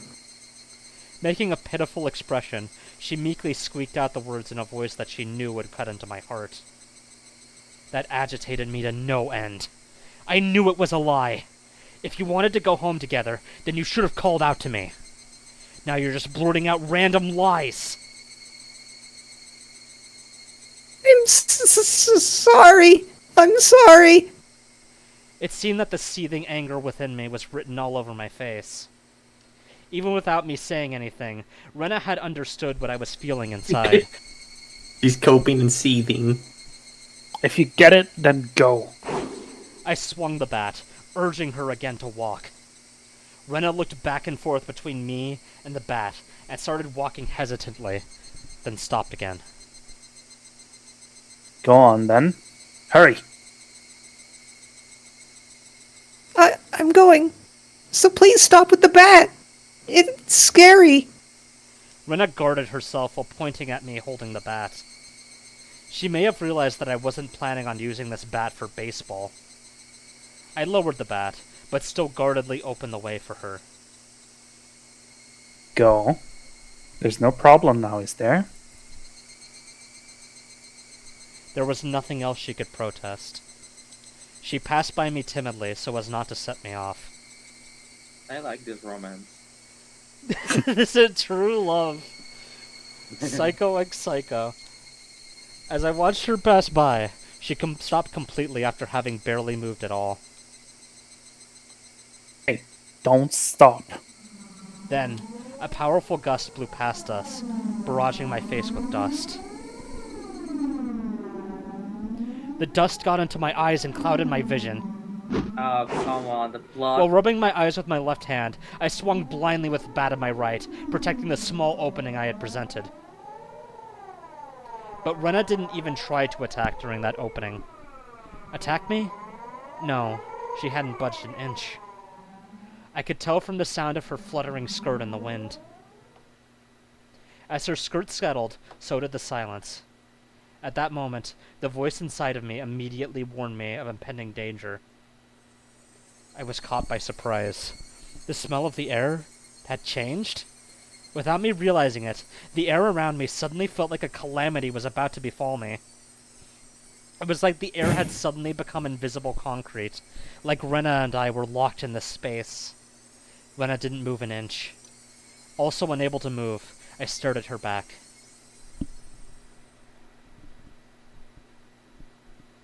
Rena was the first to break the silence. Instantly, she altered her stance. Oh my god, boxing match? I felt like I had just witnessed her shift from Rena into that other person who looks like Rena. But the voice was one I knew well, which filled me with a kind of bewildering pity. Carelessly, I felt relief upon hearing that pitiful voice. Well, excuse me, but, can I ask you something? Too shy to even turn around, Rena squeezed her voice out desperately. As she trembled. What? Why do you have a bat? I wonder. I don't know why you're hiding so many things, bitch. The question Rena asked was by no means unexpected. I can carry whatever I want. But you didn't have one up until today. Why so suddenly? It's alright if I decide to do something suddenly, isn't it? Is it strange that I have a bat? Because, Keiichi, you're not the kind of person to play baseball. It's weird. I couldn't tell what kind of answer she was looking for, and I was getting tired of answering her. I just suddenly got the urge to play baseball. Is that so weird? It's weird. She answered instantly, and that annoyed me slightly. I just suddenly wanted to play baseball, and I wanted to practice my swing, so I'm carrying around a bat. What's so strange about that? Strange. Weird. Definitely. Why you too? Your ramblings are annoying me.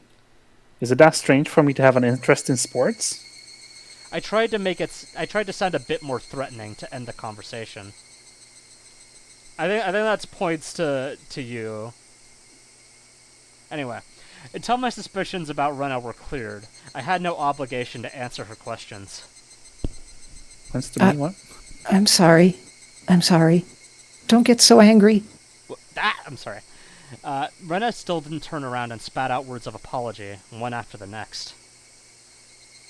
Just one last thing. Tell me one last thing. I don't feel like talking anymore. Hurry up and go. I yelled loudly at her, causing her to flinch like she'd been struck. Seeing her in such a pathetic state caused my heart to ache sorely.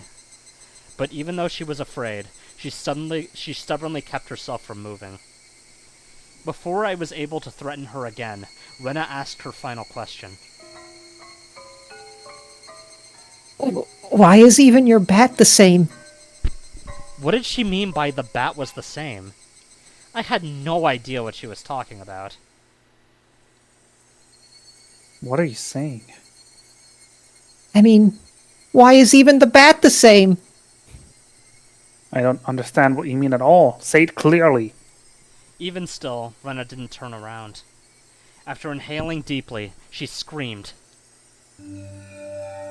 I mean, why is even the bat the same as Satoshi-kun's? Oh hell yeah, we got some fucking lore finally. Satoshi being... Huh? Upon hearing that name out of the blue, I became dumbfounded for a brief moment. By Satoshi, did she mean the student who transferred out last year? No, that couldn't be. Rena had tried to cover it up by saying he transferred, but Oishi-san told me quite clearly that he was missing. He was the student who sat at my seat up until last year. He was believed to have been demoned away by Oyashiro-sama's curse. I didn't know about the details of his disappearance. The aunt he lived with was killed the night of the Watanagashi by a drug addict, and not long after that, he suddenly vanished and was now missing. That Satoshi and I were... What? My gaze fell to the bat of my hands. Could it be? Satoshi Hojo. It was a bit difficult to see, but that was what was written on the white tape at the end of the bat. I see.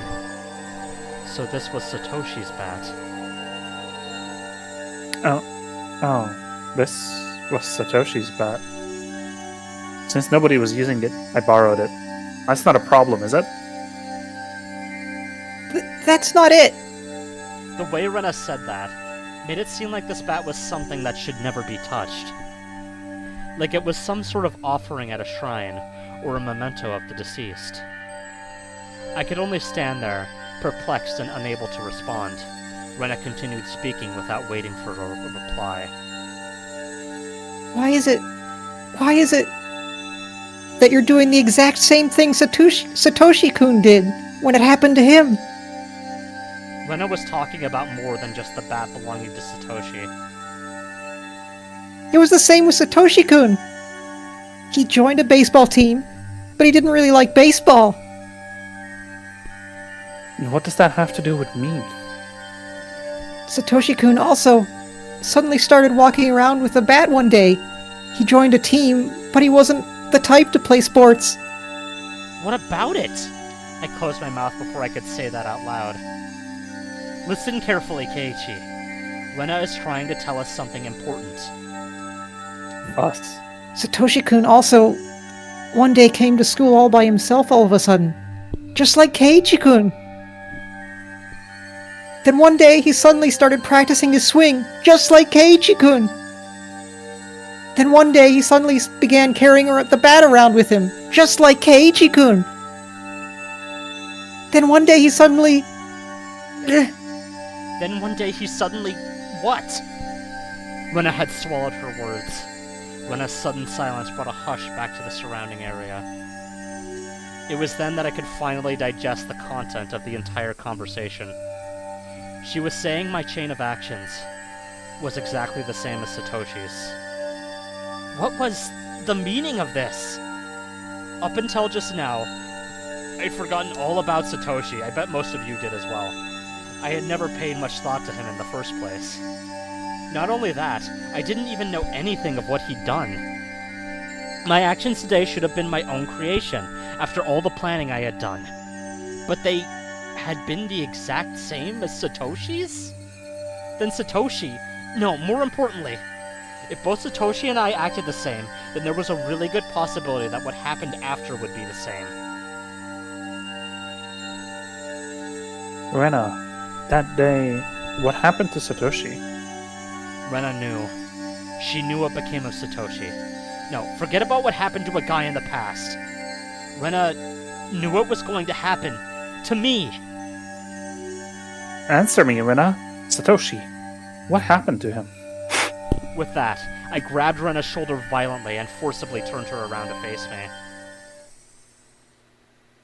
As I faced her, I felt a jolt travel through my entire body. I told you, Keiichi-kun. It was that person I didn't know. At least, it definitely wasn't the Rena Ryuugu I'd been talking to up until now. The voice just now didn't have a trace of the trembling or emotion it had before. The amount of regret I felt for turning her around so carelessly was unsurpassed. The gaze that pierced like a cold needle, the smile on her face that invoked an image of having been carved out by a knife. Chills went down my spine. My mind froze under a layer of rime. Both of Rena's eyes pierced through mine, leaving me unable to look away. As if to remind me of the fear from that time before, Rena brought her face close to mine, so close that I could feel her breath. Her face had filled my entire field of vision.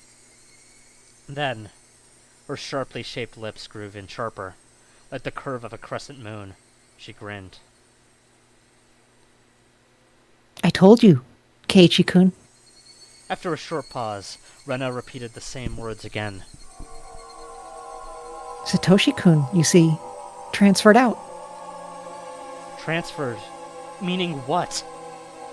What Rena must have been some new definition of transfer that I was previously not aware of.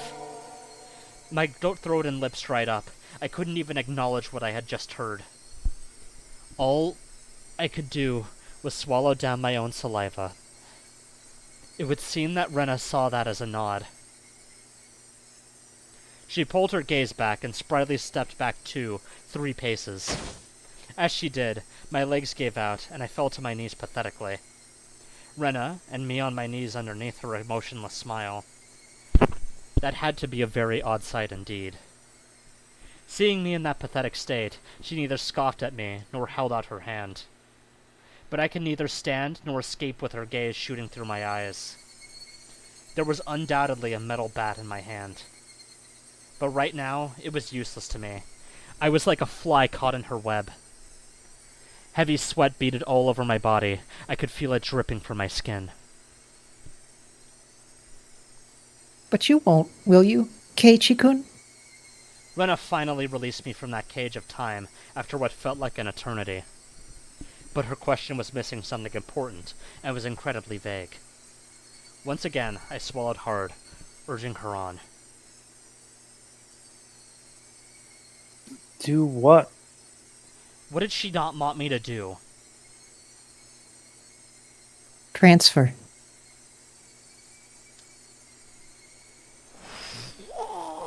That was a chapter. Oh my god, he actually took a shit right on the spot. He probably did shit himself during that conversation. He did it for us. I did kind of figure the locker was probably his. Yeah. So I didn't forget him. Wait, hold on. I forgot to check my DMs from Wallcraft. Let me see.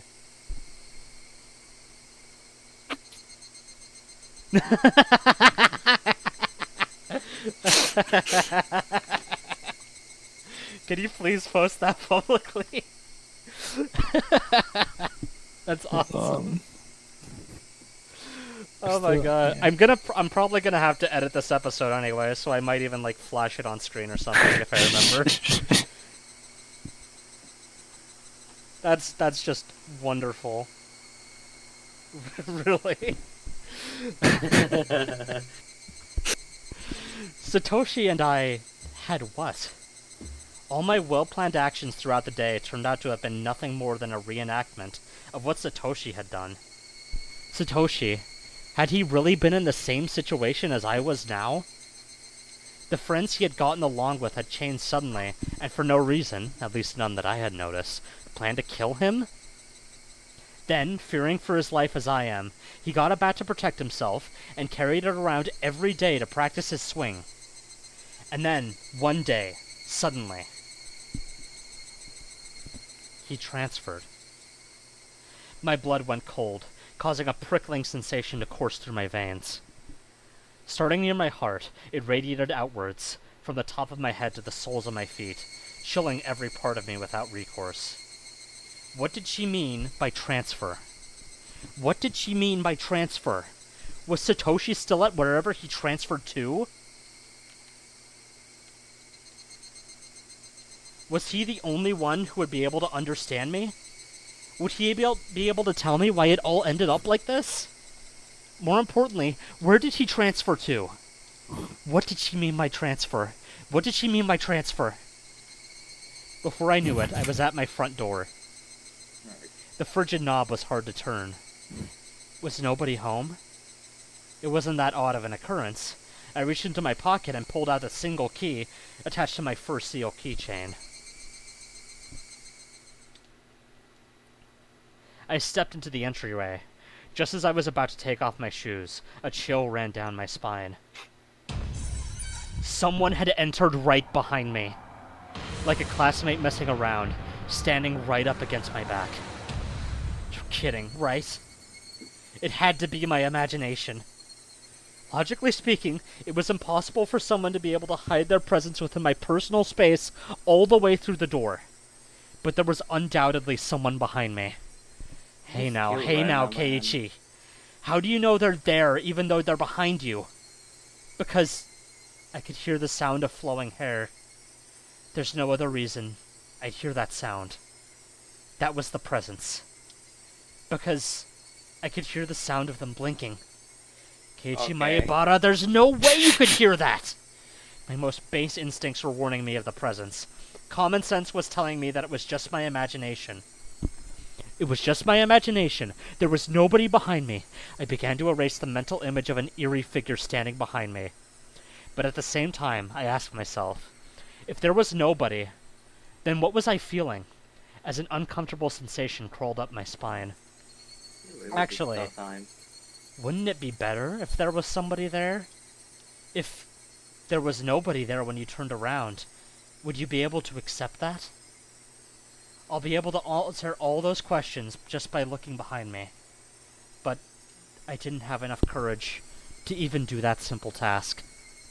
Oh, right. I could try speaking to them. The person behind me might answer me.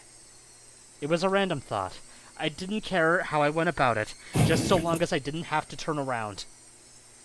If I had calmed down and thought about it, I would have known that that wouldn't have solved anything. Oh, wait, that's you. Who is it? I spoke in such a hoarse, broken voice that I couldn't believe it was my own. I could almost feel them contemplating their response. I felt it. There's no way I should be able to do that. Calm down, Keiichi. It's all in your head. That time, I was certain I heard it. As if hesitantly trying to answer my inquiry, I was certain I could hear the sound of somebody inhaling. I heard it. I heard it. I heard it clearly. It was a girl. A young girl. I didn't know who, but a tiny speck of courage in me, however reckless it was, inspired a primal yet fitting solution to this current predicament. A scream. All the force in my body released from my lungs and through my throat, ceasing all thought processes in my head. He isn't all there mentally. Suppressing all my thoughts and emotions, I began to collapse like a house of cards, somehow managing to twist my body and look back as I did so. It was definitely there. Right there. Somebody was there. Until the moment I turned around, until I brought the area behind me into my field of vision, they were definitely there. Falling face up, my eyes traced the remnants of the presence suspended in the empty space. It couldn't be. They were invisible. They looked like they weren't there. But were they actually still standing there? As I screamed, all the emotions I was holding back burst free in a violent wave. However, I was decidedly calm as my emotional dam collapsed. Emotional dam. The turbulent wave of pent-up emotions was skillfully diverted into a torrent of aggression. That emotion was definitely required to extricate myself from the bizarre situation happening right in front of me. In my state of heightened lucidity, I entrusted my body to the fury. The metal bat held firm in my right hand, as if drawn there by a magnet. A mid-level sweep would be the hardest attack to dodge. I remember reading something like that from a book about swordsmanship or something. Shut up. I brandished my will to fight. The afterimage of that amalgamation of metal flashed as it swung from left to right, beating against the entryway. The bat slammed into the right wall, the tip rebounding violently. Very calmly, I transferred the force of the rebound into a sweep to the left. The door of the shoe cupboard was split into pieces. Those two swings whiffed through empty space, but they seemed to have a great psychological impact on the enemy. I could feel the panic emanating from that space. The attack wasn't the only thing required. I extracted the bat from the cupboard that was embedded in, and screamed as I spun my entire body around in a large arc. My scream shook the air, imbuing my ferocious sling with even more destructive power. Crack! Without mercy or restraint, my violent strike, with certainly fatal force behind it, shattered the top of the cupboard. None of my attacks struck the enemy, but my ferocity had certainly seemed to impact them. Breathing heavily, my entire body soaked in sweat, the invisible enemy, There, but not there. Dispersed. He seems fine. When I was certain that the enemy had retreated, I locked the front door and latched the chain. No way. Had it only feigned retreat and was now inside my house? Once again, I channeled my aggression and searched the house for the presence. But it was gone. I had succeeded in fending it off. At that moment, the tension drained from my body, and I let out a deep sigh of relief. Hell yeah, Kiichi beat the fuck out of that house. Oh yeah, he did. All the emotions I've been beating back chaotically merged together and began to flood out. A hodgepodge of fear, accomplishment, and disbelief mixed together as it began to flow through my body. Unable to deal with each individual feeling, I beat them all back with the strongest, exhaustion. Even in this moment, I remained composed. After checking that all the doors throughout the house were locked, I went up to my room on the second floor and closed the curtains. I straightened my back and tilted my head back a little. After clearing my mind of all my idle thoughts, I managed to calm down even more. What was that at the front door? There was definitely something there. Thinking about it, maybe it was just an apparition I dreamt up in my confused state, but I really didn't think that was the case. Calm down, Keiichi Maebara. Compose yourself. But no matter how calmly I thought about it, what happened wasn't just a figment of my imagination. It was obviously a supernatural phenomenon, and without a doubt, something was behind me. It wasn't some sort of illusion I saw amidst my confusion and disorientation. Proof? I had just one piece. When I asked who is it, they inhaled as if they were about to answer. That sound had clearly reached my ears. The situation I was in now was still unclear. Either I'd been possessed by the supernatural phenomenon known as Oyashiro-sama's curse, or this was a ruse by the villagers who believed in it and were imitating it. Either way, their motives were unclear. The roundabout way it had been done so was also still a mystery. It's almost like it doesn't matter if it's a curse or the villagers. If it was perpetrated by humans, that would mean admitting that it was Rena and the rest of them doing it, but it would be solvable. Oishi-san and the rest of the police would surely arrest my enemy. But if it was a manifestation of Oyashiro-sama's curse, I wondered what would happen. Oishi-san very clearly declared that curses don't exist. At that time, those words were pretty dependable, but as things were now, with the rising possibility that the perpetrators were not human, he suddenly seemed quite unreliable.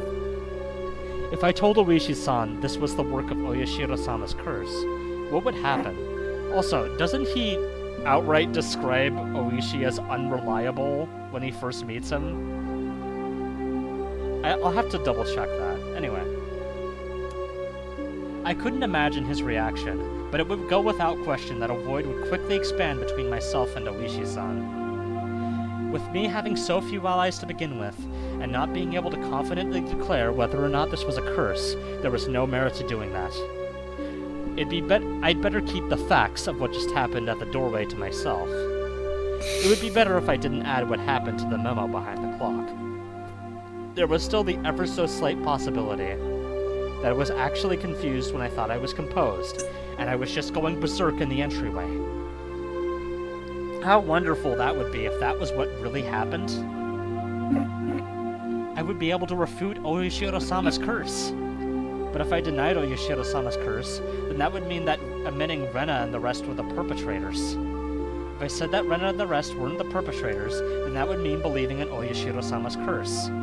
But denying both of those, I would be admitting that I myself was losing it.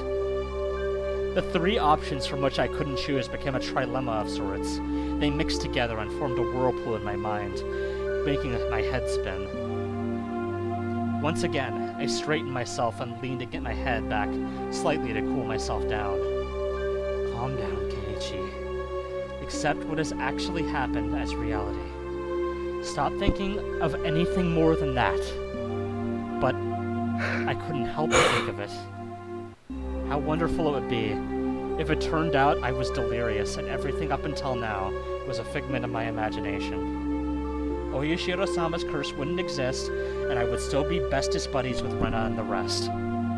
I would have to be crazy. That was the first time in my life I'd ever wished for such a thing.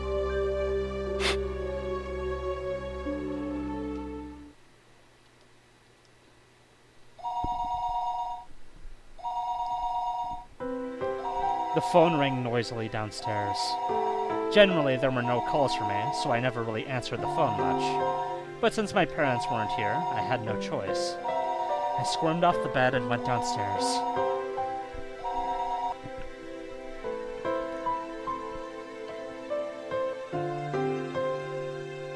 Hello, this is the Maibara residence. Keiichi, this is Mom. I intuitively had a bad feeling about this. It was because I thought she was going to ask me to go out and buy some things. So I took the initiative. What? I don't mind having instant noodles for dinner. There's still a lot of them. The other day, we went out as a family and bought a whole case of cup noodles. I wanted to get a bunch of different kinds, actually, but they refused since the individual packs were expensive. So instead, I got a whole case of the mega-sized pork bone and ginger flavored ones I liked. I'm still trying to find this in stores, by the way. That sounds really fucking good. This sounds surprisingly good, yeah. But my parents don't like strong flavors and didn't touch any of them, so the cupboards were still full of them. So you see, there really isn't a need to go shopping, right? Keiichi, I'm not asking you to go shopping. Both Mommy and Daddy have to go to Tokyo right now because of work. Huh? Right now? This was really abrupt. No, we're already here. We left this afternoon. It's quite a distance to Tokyo from Hinamizawa. Gunning it down full speed at down the highway would still take 6 hours. Okay, I'm sorry, I know I keep interrupting, but this line is just so interesting, because if you remember, Tomatake claimed he lived in Tokyo. And he was on a fucking bike, from what I remember, right? So, Dad has a license, but since he was riding one of those bullet bikes. How would he have even gotten to Tokyo? Dad has a license, but since he doesn't like the highway, they likely took the train. By train? It would have taken longer. I'm thinking you might understand since you heard us speaking last night. But it has to do with Daddy's contract. Right now, things aren't going so smoothly. Now that you mention it, I did remember that they talked all that time about how his job prospects weren't looking so good. Daddy really is sensitive about things like this, so if you leave things as they are, it will affect his work. Part of my father's particular I just realized, okay, I'm sorry, one more thing, I swear. But has Keiichi's mom ever once referred to them as Mommy and Daddy? Yeah. Even once. I feel like I remember her saying mainly your father. In the early parts of the chapter, yes. In all of today's scenes, she said Mommy and Daddy. Okay. Part of my father's I'm building a theory, so I gotta keep these things in mind. Part of my father's particular fragile artistic personality. His emotions changed as easily as the fall sky. You could also just say he couldn't take criticism. He's fucking fighting against the narration now, great. But something like that can be done over the phone. Keiichi, this is your father's job, so could you support him a bit, please? Anyway, it's just faster to talk about it in person, so there wouldn't be any misunderstandings. As their son, there was nothing more I could say once they started talking about work. So, we'll be back tomorrow night. Keiichi, will you be fine on your own? It's not like I'll die or anything. Keiichi, you shouldn't speak so lightly of dying. If there's something troubling you, just talk to us. I believe Mommy will be able to help out. Yesterday, I did bring up if I died rather abruptly, so I suppose they were a little worried. But really, I was more depressed by the fact that nothing would be solved by telling them. But I didn't plan on dying. At least, not while I still knew nothing. I would never allow it.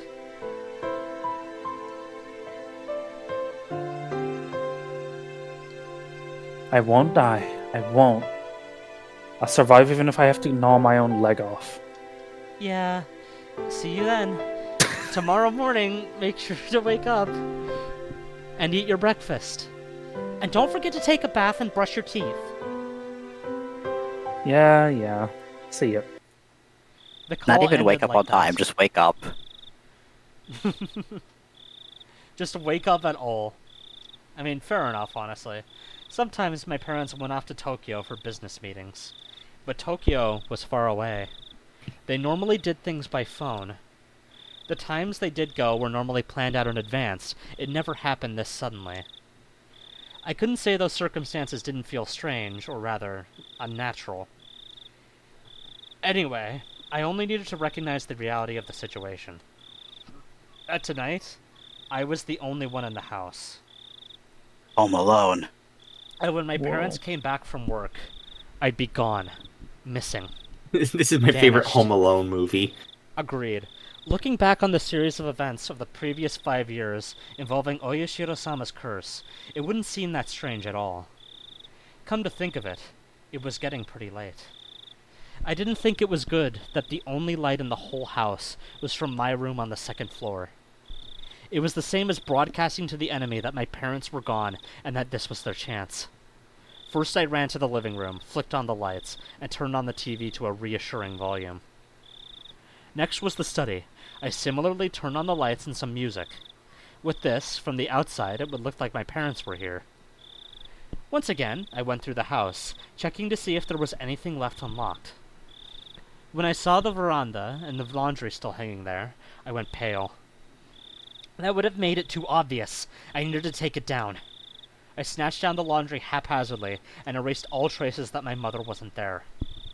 I should be fine now. Ah, the garage! They hadn't gone all the way to Tokyo by car, but they had gone by Okinomiya Station. The garage was empty, wide open, and in plain sight. This was not good. I panicked and rushed out the back to close the normally open garage door. It should be fine now. Ah, I needed to get the paper.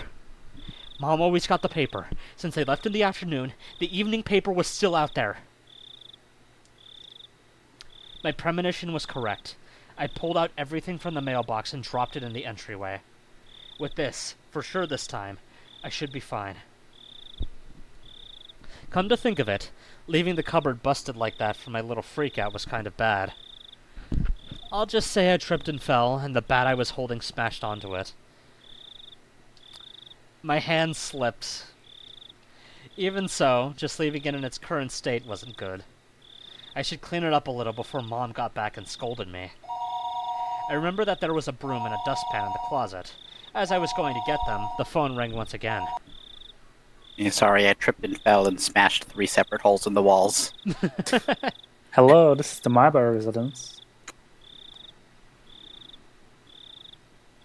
Once random villager, I don't know who this is. I'll take it since I haven't talked in a while.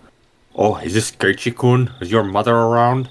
I have a feeling we'll probably be introduced more to the villagers later, and we'll be able to tell who it is by how they speak, but for now, no.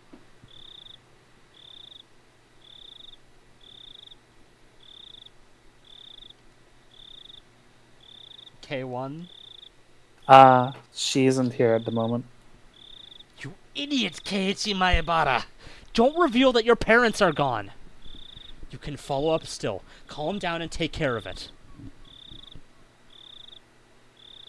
I think she'll be back soon. That wasn't a good response either. Now they might say they'll call again, or tell her to call them when she comes back. And that's fine. It wasn't anything important. Well then, sorry for the bother. The scenario I feared didn't play out, eliciting a sigh of relief. That call was fortunate in more ways than one. I'd have to deal with any telephone calls coming in for my parents tonight.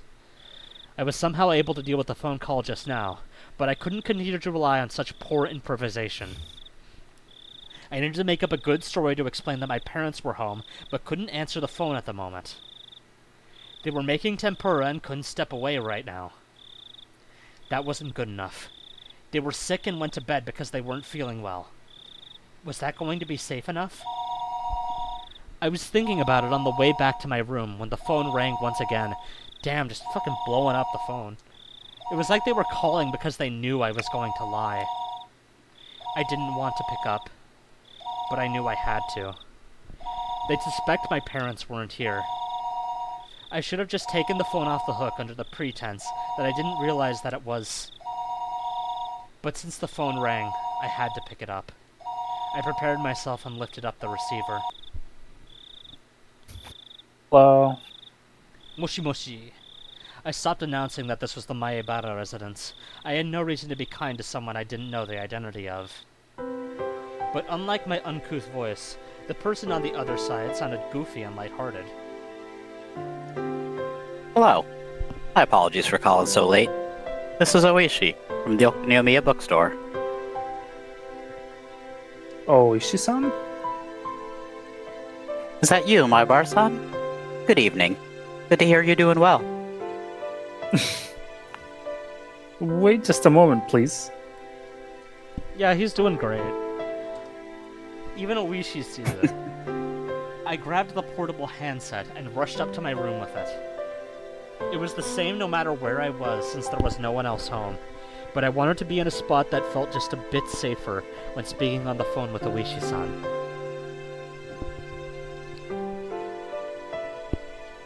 Sorry for the wait. How are things? Anything changed since then? Since then? When was that exactly? There was something about the brazen way he talked that rubbed me the wrong way. The last time I spoke with Oishi-san was 2 days ago. The day I stayed home from school, I met Oishi-san on the way back from the hospital, and we headed into town for lunch and had a talk. Then, after that, Rena and Mion came to check up on me. Whenever I spoke with Oishi-san, they always knew about it. It was like that since the first time I met him. Today's phone call may well be found out by them as well. Hello? Can you hear me, my bar-san? Huh? Sorry. What did you say? I asked if anything's changed since last time. There wasn't an answer, so I got a bit worried.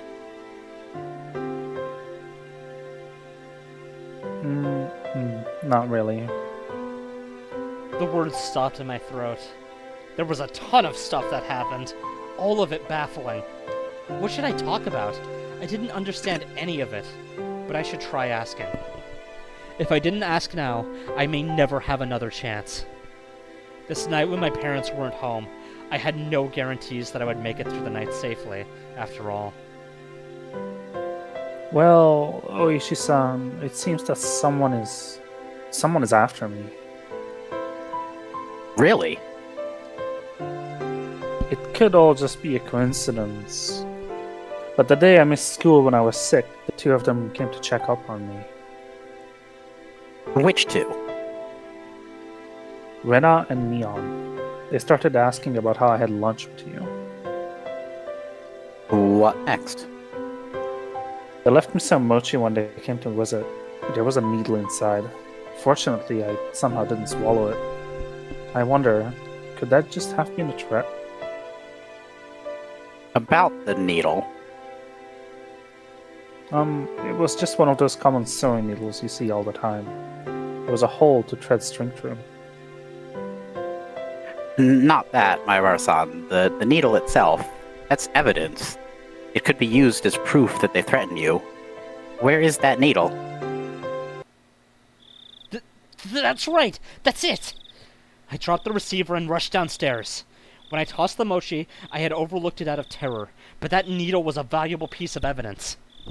Let's see. I threw the mochi and needle at the wall together.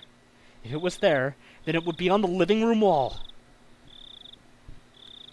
But my prudent mother had cleaned that living room wall, and there was not a trace of mochi left on it. Could it be that it dropped in the gap between the wall and the carpet? I frantically searched by running my palm along the carpet, but nothing turned up. I tried moving around the sofa and desks, pulling up the carpet, then flapping it around. But I couldn't find the needle. Did my mom clean up everything without noticing it? It was just 2 days ago. I didn't know what day they collected the burnable trash, but it may still be in the trash bin in the kitchen. I rushed into the kitchen, opened the lid of the pail, and poured out some of the contents. But even at a glance, I could tell it would be incredibly difficult to find a needle in this pile of trash. I was looking for a needle in a trash stack. I know. Fuck, the I'll game try beat me running to my it. hand through it. It was a bit gross, but I was looking for a needle. If I felt Oh, a small prick, tetanus. I'll be able to find it. Oh, tetanus.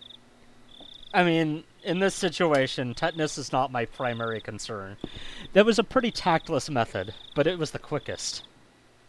I held my breath and started striking the trash pile with my hand. Filth flew about. There was nothing more disgusting than this, but it was not the time to be concerned about such details. See, even he's not worried about tetanus. I continued on for a while, but nothing turned up. And as we all know, Keiichi is a reliable narrator. I wanted to search more thoroughly, but I was still on the phone. I shouldn't keep Oishi-san waiting for so long. Later, when Mom got back, I'd have to ask her if there was a needle. I hastily began scribbling on the notepad, affixed to the refrigerator with a magnet. Was there a needle? I scrawled the words with a red pen.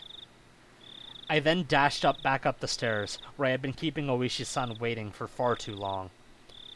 He left his own environmental storytelling! Let's go, Keiichi! Hello? How did it go? I couldn't find it. I was really overwhelmed when it happened, and I see. It would be great if you could find it. Keep it safe. That's right. The needle wasn't the only incident. I had to tell him about this morning with the hit and run. also, Oishi-san, that isn't all. Actually, this morning, That van was definitely aiming for me. I can say that without question due to the circumstances at that time. Did you see the license plate? I can search for it from here. Damn! At the time, I just flipped out yelling at him, but I didn't look at the plate. What failures on my part with the needle and the plate number! I was so focused on protecting myself that I let some of the most important details slip out of my grasp. I punched my pillow, annoyed at how worthless I was. I'm sorry. I don't know much more than that it was a white round. Nothing to fret about, Maibara-san. Anyone would be shaken up after being hit. I guess all of this really isn't a coincidence, is it? Oishi started to hem and haw over the other end.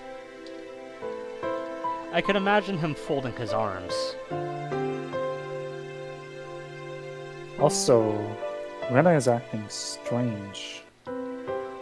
How so? What Rena said on the way home today, asking why I was so much like Satoshi-kun. Now I could say it with confidence.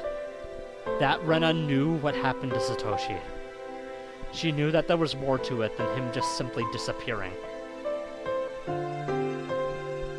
Rena knows. She knows something regarding what happened to Satoshi, the kid who was demoned away last year. What would that be exactly? Rena said I was the same as Satoshi. She said something to the effect that the way things are going, I'll end up with the same fate as Satoshi. Fate, you say? Exactly what kind of fate did she say would befall you? Transferring out, she said. Transferring out. Rena said Satoshi transferred out. So given how things are going with me, I'll transfer out too. Oishi-san let out a stern sigh, then grumbled loudly. Maibara-san, that was probably some sort of threat, or maybe some type of warning. Oh, a master detective at work. I thought so too. At that point, I started to think. Would it be prudent to sum up everything that had happened until now as the machinations of some human perpetrator? Other than the theory of it being Rena and the others, I was left with Oyashiro-zama's curse actually existing as the only explanation. Of course, I couldn't tell that to Oishi-san. Except, Rena's strange behavior could be proof of either scenarios. Going back to what I said earlier, doesn't actually matter that much. Whether it was Oyashiro-sama's curse being real, or everything being part of a conspiracy committed by all of the villagers, Rena was involved. Rena had to know something. Rena was suspicious. What exactly was Rena? I couldn't help Imposter. I couldn't help but think she was somehow involved with the prior string of mysterious deaths. I seem to recall that Oishi-san had admitted that he had dug into Rena's past a little. He was probably just downplaying it when he said a little, meaning he had actually dug pretty deep, most likely. I wanted to hear about Rena. I wanted to know what happened at her previous school, among other things that were still unknown to me. If Rena was somebody I should suspect. No, not that. I wanted to know the truth. Tonight, I was alone in this huge house. Even though I said I couldn't count on them, I had lost the security I felt just by my parents being around. It wasn't like this house was some sort of fortress or castle. If a malicious person decided to use brute force, they'd easily gain entry. There was no other residences close to the Maebara residence. No one would be able to hear anything, no matter how loud it was. I had never felt as much resentment towards my father's autistic temperament, and the fact that he had this house built in such a remote location as I did right now. I wondered if I would still be here by tomorrow morning. So I had to ask, right now, because I had no idea when the next chance would come. Oishi-san, I have something I wanted to ask about. Please don't keep anything from me. Sure. Ask away. Even though he was so far away on the other end of the line, this was the most reliable he had ever felt. I wanted to ask about Rena, about what happened at her previous school. Actually, regarding Rena's... I noticed a sound that had been going on for a while now. Since I was so focused on the call, I hadn't paid attention to it at first, but I finally realized it was the doorbell. The time was 7 o'clock. It was past the time the postman would be making a delivery, and past any sensible time for a neighbor to be visiting. I considered just acting like nobody was home, but that wouldn't be good. That would ruin all the work I put into making it look like my parents were home. I need to answer the door. Hello? Maebara-san? Sorry, somebody seems to be at the door. I'm going to see who it is. A guest? I see. My apologies. Should we end this phone call now? That would be a problem. No, I'll be back in a second. You mind if I just leave the phone on? It's fine. I don't mind. I dropped the handset on my bed and dashed down to the door. I needed to make up a good excuse to get them to leave. I had a hunch it was the lady who called right before Oishi-san did. In which case it would be one of the neighbors who's friends with my mom. I'll just say Mom isn't feeling well and went to bed early. That would be the easiest option. Man, just really blowing up my doorbell right now. It'd be hard for her to ask me to wake up Mom if she's not feeling well. The bell continued to ring at regular intervals. If someone didn't answer after you rang the bell so much, you'd normally give up and go home, wouldn't you? Without removing the chain, I opened the door slightly and peered out at the visitor. A chill ran down my spine. I knew it. Somewhere deep inside, I had prepared for this moment. I had tried to escape by imagining it was the easiest person to deal with, one of my mom's friends.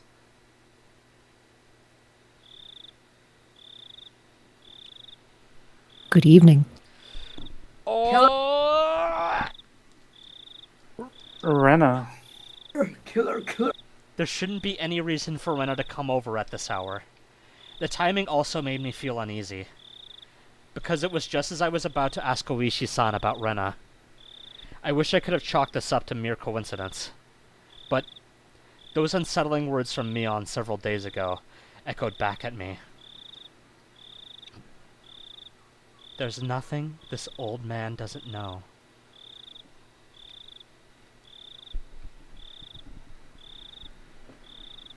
Are you alone, Rena? Yeah. It seems that Mion wasn't with her. But that didn't change the situation at all. Why did you come here? Hey, Keiichi-kun. I'd like you to open the door so we can talk. Can I come inside, I wonder? It was true that speaking through a chain door wasn't the right way to talk to a classmate, but At my house, the chain has to be on at night. Don't worry about it. Then it can't be helped, I guess. Rena looked at the ground sadly. But she kept smiling at least, and her effort to keep that smile up was quite pitiful.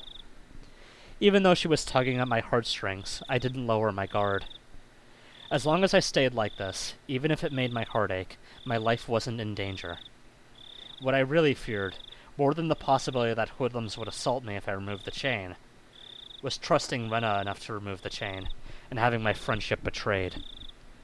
As long as the chain wasn't unlatched, even if it made my heart ache, I wouldn't have to deal with being betrayed by Rena. Since it didn't seem like I'd removed the chain from her silent urging, she appeared to give up on trying to get into the entranceway. Have you eaten yet, Keiichi-kun? No, I haven't eaten. Since my mom wasn't there, dinner wouldn't be ready no matter how long I waited. I laid down when I got home, was woken up by the phone, and didn't have a chance to eat since I used all that time talking. I was going to have cup noodles in any case. I could just eat one whenever I wanted to. No, not yet. What about it? Then good. Look here. I brought a bunch of dishes. Rena held out a stack of boxes wrapped in a cloth. Oh, the cyanide. If I could use your kitchen, I can heat up the miso soup and other stuff. It's fine. You don't need to do that. But there's a lot of tofu and vegetables in it. Does Keiichi-kun not like that type of stuff, I wonder? And I wonder. drugs. There's no way I wouldn't like that. I love miso soup with lots of ingredients. White radish, carrots, burdock roots, and potatoes. Dense and fibrous root vegetables. Yeah, that miso soup looks incredible. I also brought rice. So if you microwave it, it'll be ready to eat in no time. Without a doubt, rice needs miso soup. Stuffing rice down your gullet, sipping miso soup in between ravenous bites. Oh yes, how wonderful it is to be born Japanese! Also, I made some more pickles. I made sansai pickles this time. She's fucking baiting you. Before I had moved here to Hinamizawa, I scoffed at the mountain vegetables called sansai. But I was captivated by their charm the first time I tried them. Such a deep, yet light flavor. Those so-called supermarket vegetables taste rough and overpowering in comparison. If you had to describe them, they were the vegetables for the uninitiated. To become an expert such as myself, you first had to partake of sansai. It was common knowledge around here that the Ryuugu family's traditional pickles were wonderfully delicious. No matter what kind of pickles they were, they'd go so well with that fluffy white rice. And also... But wait, there's more! So delicious. Liver. It just seems so delicious. Farewell to my unhealthy self who said he'd make do with cup noodles. Rena appeared to be in good spirits, and she was offering such a delicious-sounding dinner. The stress evaporated from my gut, and hunger reared its voracious head. At the same time, my wariness of Rena suddenly dwindled. Rena did say she was alone. It shouldn't be a problem letting her inside. Though the possibility it was laced with poison still hadn't been ruled out. At that moment, a cold chill ran down my spine once again. I couldn't understand why such a sensation had occurred just then, but the voice inside me was sounding the alarm. This happy Rena speaking of this charming dinner was dependent on one premise, and that premise was that tonight, dinner hadn't been made at my house, meaning it was under the assumption that my mom, who should be making it, wasn't here. At any normal household, 7 o'clock would be around the middle of dinner time. If my mom were here, we'd be eating dinner around this time as well. The fact that she brought over all the makings of a meal at this time was inherently strange. Unless she knew. Rena, did she know that my parents weren't home? But there was also a chance that this was a bluff. I had turned on the lights and a bunch of other stuff to make it seem like my parents were here. There was a chance that Rena was unsure if my parents were home. But I had to wonder. The laundry, the garage, the evening paper. There were plenty of signs of them being hastily tidied up. It was hard to say that Rena didn't have the chance to determine if my parents were here or not. But there was no reason for me to confess that right now. I should try holding on to that fact as long as I could. First of all, the chain was still latched. As long as I didn't take it off, Rena wouldn't be able to do anything to me.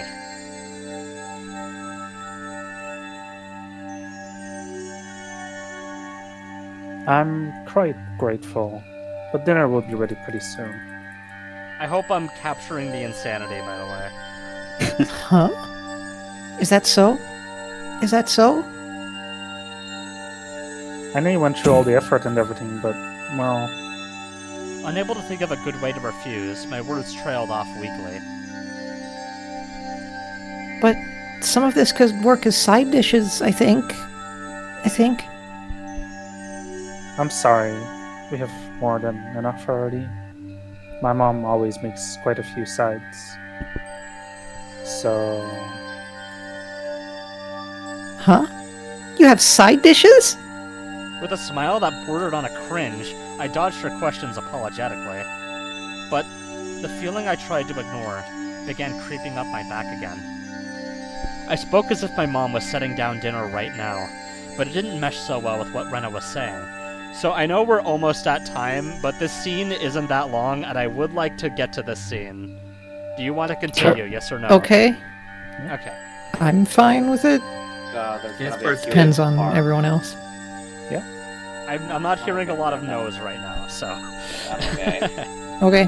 I spoke as if my mom was setting down dinner right now, but it didn't mesh well with what Rena was saying. Rena was talking as if she was aware of some obvious fact, and that I was aware of it as well. So Keiichi-kun can cook. What did you make, I wonder? No, well, it's not that I... Rena had assumed out of nowhere that I had made the dishes. No, not so much that I'd made them, but rather that my mom hadn't. Did you really make them? The side dishes? Did you, Keiichi-kun? It wasn't me who made them. My mom did. No, she's making them right now. So, you see, I'm sorry, but I can't eat what you brought. Rena fell silent at that moment. At that moment, I felt that the light had just suddenly disappeared from her eyes. How about I try guessing what Keiichi-kun's dinner will be? It doesn't matter what I'm going to eat. Let's see. The conversation might appear natural at first glance, but Rena was firmly in control. It felt like I was being interrogated. Your dinner, I wonder. Is it something that could be made with just hot water? Hey now, stop with the insults. I can't believe you belittled my mom's extravagant dinner like that. Tickets sold out full capacity already. It's that amazing. I tried my best to put on a strong front, but I couldn't grit my teeth quite right. So instead, I looked like someone who was borderline hysterical. But Rena showed no reaction whatsoever, even to that silliness. Keiichi-kun, did your mother really leave you dinner? No, you see, she didn't leave me dinner. She's making it right now. It's almost time for dinner. Rena had taken that assertion of mine, that my mother was home and making dinner right now, and was completely ignoring it. I could tell that the more I panicked, the colder Rena became. Hey, Keiichi-kun. At that moment, an uncomfortable chill crept in from the gap in the doorway. Is your mom home? I wonder. I couldn't keep up the charade anymore. Rena, she knew full well that my parents weren't home. But I'd come too far to admit that now. Anyway, my parents were here and we'd be having dinner soon. That was the situation I had concocted. So I answered. I told her she was here. She's here, of course. I could feel the humidity drying out from the surrounding air. Rena's eyes were becoming even more frigid, piercing me with their gelid glare. Why? Huh? What do you mean? I tried acting casual, but that facade was torn off me the instant I looked into Rena's eyes. That look, it informed me of Rena's response faster than she could open her mouth. Oh, that's a... Why have you been lying to me? I wonder. Oh, yeah. Beautiful. I'm not It's the lying. perfect lady. Get your nose a little closer so you can shut That's up a lie, the isn't it? fucking door. It's not a lie. Lies! Rena's outburst sent a jolt surging through my body. Rena and I were still separated by what few inches that slightly ajar, but still chained door could afford. But despite that, I was still being cornered. My house, which I'd considered a safe haven until now, had become more like a dark alleyway where no one could save me. Shall I guess your dinner, Keiichi-kun? Let's see. I knew now that Rena had already known that my parents would not be here tonight. But it was still so strange that it had come to this. Even if she somehow knew that my parents weren't home, there's no way she should be able to guess what I'd be eating tonight. But Rena said she'd guess. How could she guess it? How could she know it was instant... Cup noodles. That's right, isn't it? that I was going to eat? Wait, the cooking repertoire of a man who can't do housework is probably nothing but cup noodles after all. Looking at this statistically, it was the most probable answer. That didn't mean she was guessing. I don't think you'll be full with just noodles. I think having rice and stuff will definitely hit the spot. Calm down, Keiichi Maibara. This was just coincidence. Rena was just reading certain tells of mine. So the fact that she was inferring what I was thinking alarmed me. But it wasn't as if she was actually reading my mind. If it was being read, then she was a demon. No, not a demon. Things like that, they couldn't possibly exist. Do you like them? You mean noodles? No. I don't know what I'm supposed to be portraying Yeah, here. no, don't worry about it. Rena indicated that the point my answer was addressing was wrong. Her rebuttal was so short that I momentarily didn't understand the words Rena had spoken. Sorry, Rena. What did you say just now? Huh? About what? Just now, you asked me if there was something I liked, didn't you? It wasn't long before I regretted how carelessly I pushed forward with that question. It was such a simple answer. That was why I wasn't able to comprehend it.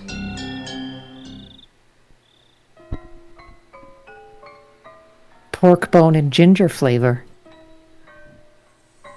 I wondered how I appeared in the moments as my mind went completely blank until the moment I was able to recover. As my field of vision began to distort, slowly swirling in a counterclockwise direction, I lost all sense of balance.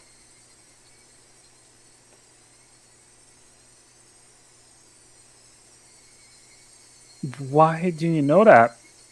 I didn't even deny it. That was the type of frenzied state I was in. How could Rena know even this? Not even caring as I mashed my head against the door, I fixated my gaze on Rena. But she didn't even flinch when she saw me do that. I certainly did buy them. I bought a bunch at once. I bought a whole case. How could you know that? Why, I wonder? quite strange, isn't it? Isn't it? How could you dodge the question at a time like this? The chain and the door were suddenly no longer protecting me. How do you know? Why do you know? Answer me. You bought them at 7th Mart, didn't you? Oh my A god, shiver poker ran eyes. up my spine. I tried covering it up with an angry facade. Like I said, why do you know that?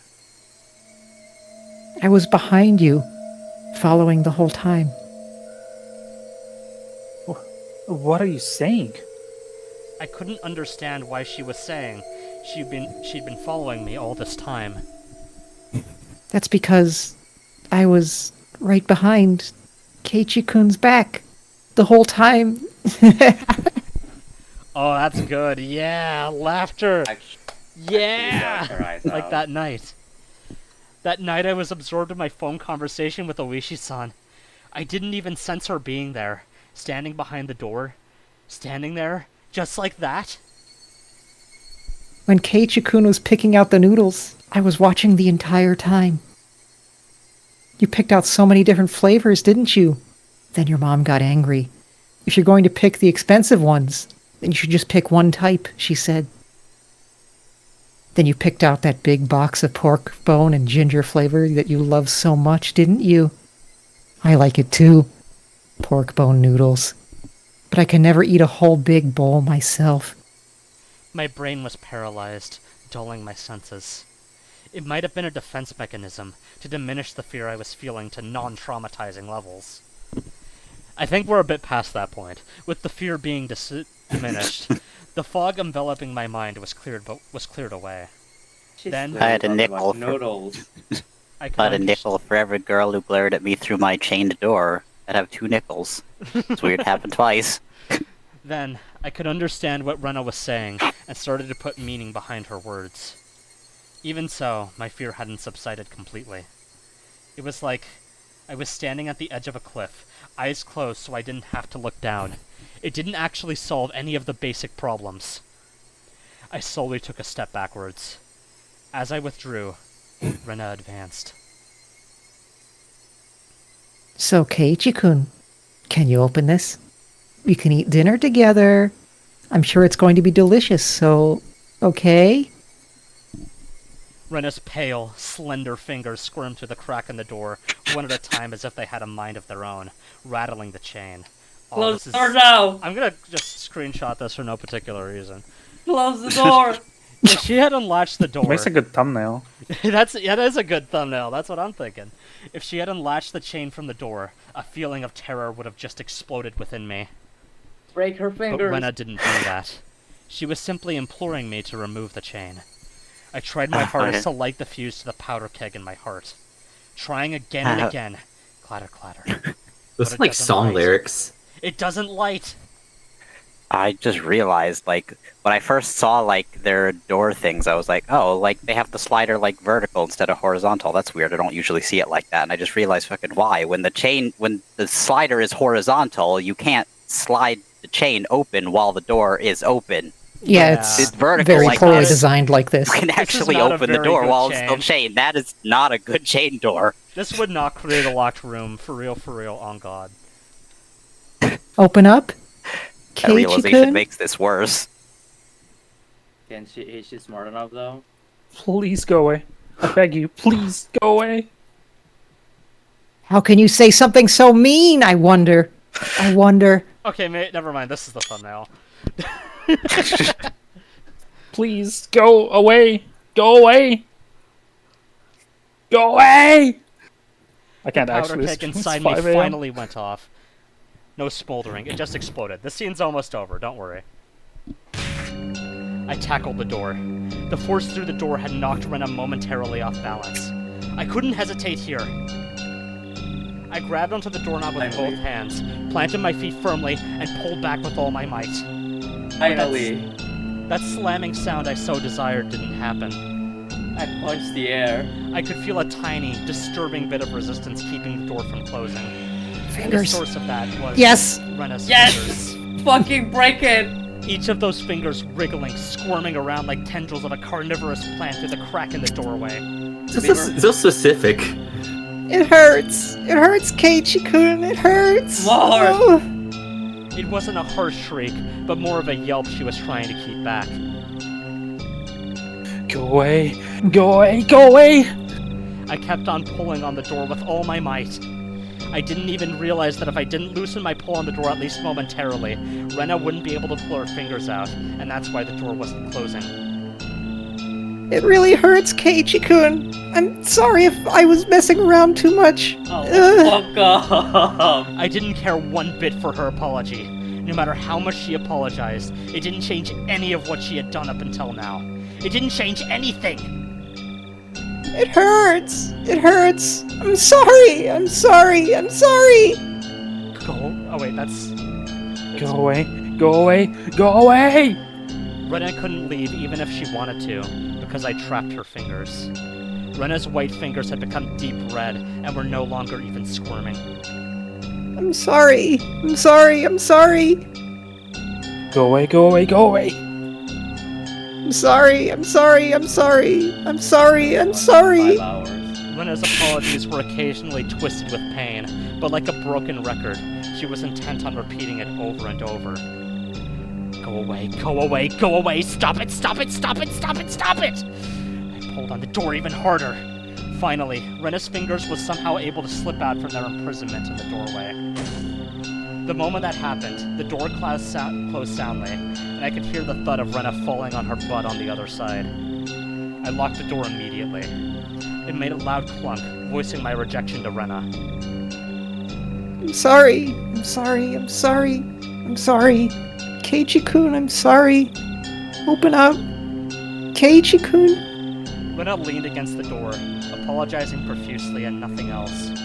After confirming that I was sufficiently sealed off from her, I trudged away from the entryway. On the other side, I could still hear Rena echoing her apology. I'm sorry, I'm sorry. Those pitiful words, they would forever be seeking my forgiveness. I didn't feel bad about this at all, but that wasn't out of any sort of malice. I felt a sort of hazy sense of relief that I was able to escape from Rena. Before, Fight or flight. Neon had threatened me in this doorway, saying there was nothing she didn't know. And just now, Nichols. in that same place, Rena told me the same thing. My feeble attempts to disguise the fact that my parents weren't home had served no purpose from the start. I should have just pretended to be out and not even opened that door. The meager plans hadn't helped at all. And Hinamizawa, it was impossible to outwit them. Even though I was on the other side of the door, I wanted to get as far away from Rena as possible. Them being Step, teenage 2 girls. steps. With each one, her sniveling apologies became more distant. Oh shit, Oishi's on the phone. I sprinted up the stairs and dove into my room. Once the music stops, I'll go ahead and cut her off. As you would expect, I was finally no longer able to hear Rena repeating her endless apology. I'll just call this good enough. We're back in our room. It counts. Anyway, woo, that was a good session, aside from my microphone breaking and not recording half of it. I think that's the first hour. Yeah, it was only like the first third. I might... Oh, sorry. My fucking microphone fell. I might try to, record... I might try to record just, my own voiceover to make up for that first hour or so and just speedrun it. I'll see what I can do. But... yeah, I'm gonna That stop might the get you have to recording now. hold. Goodbye, YouTube. Forever.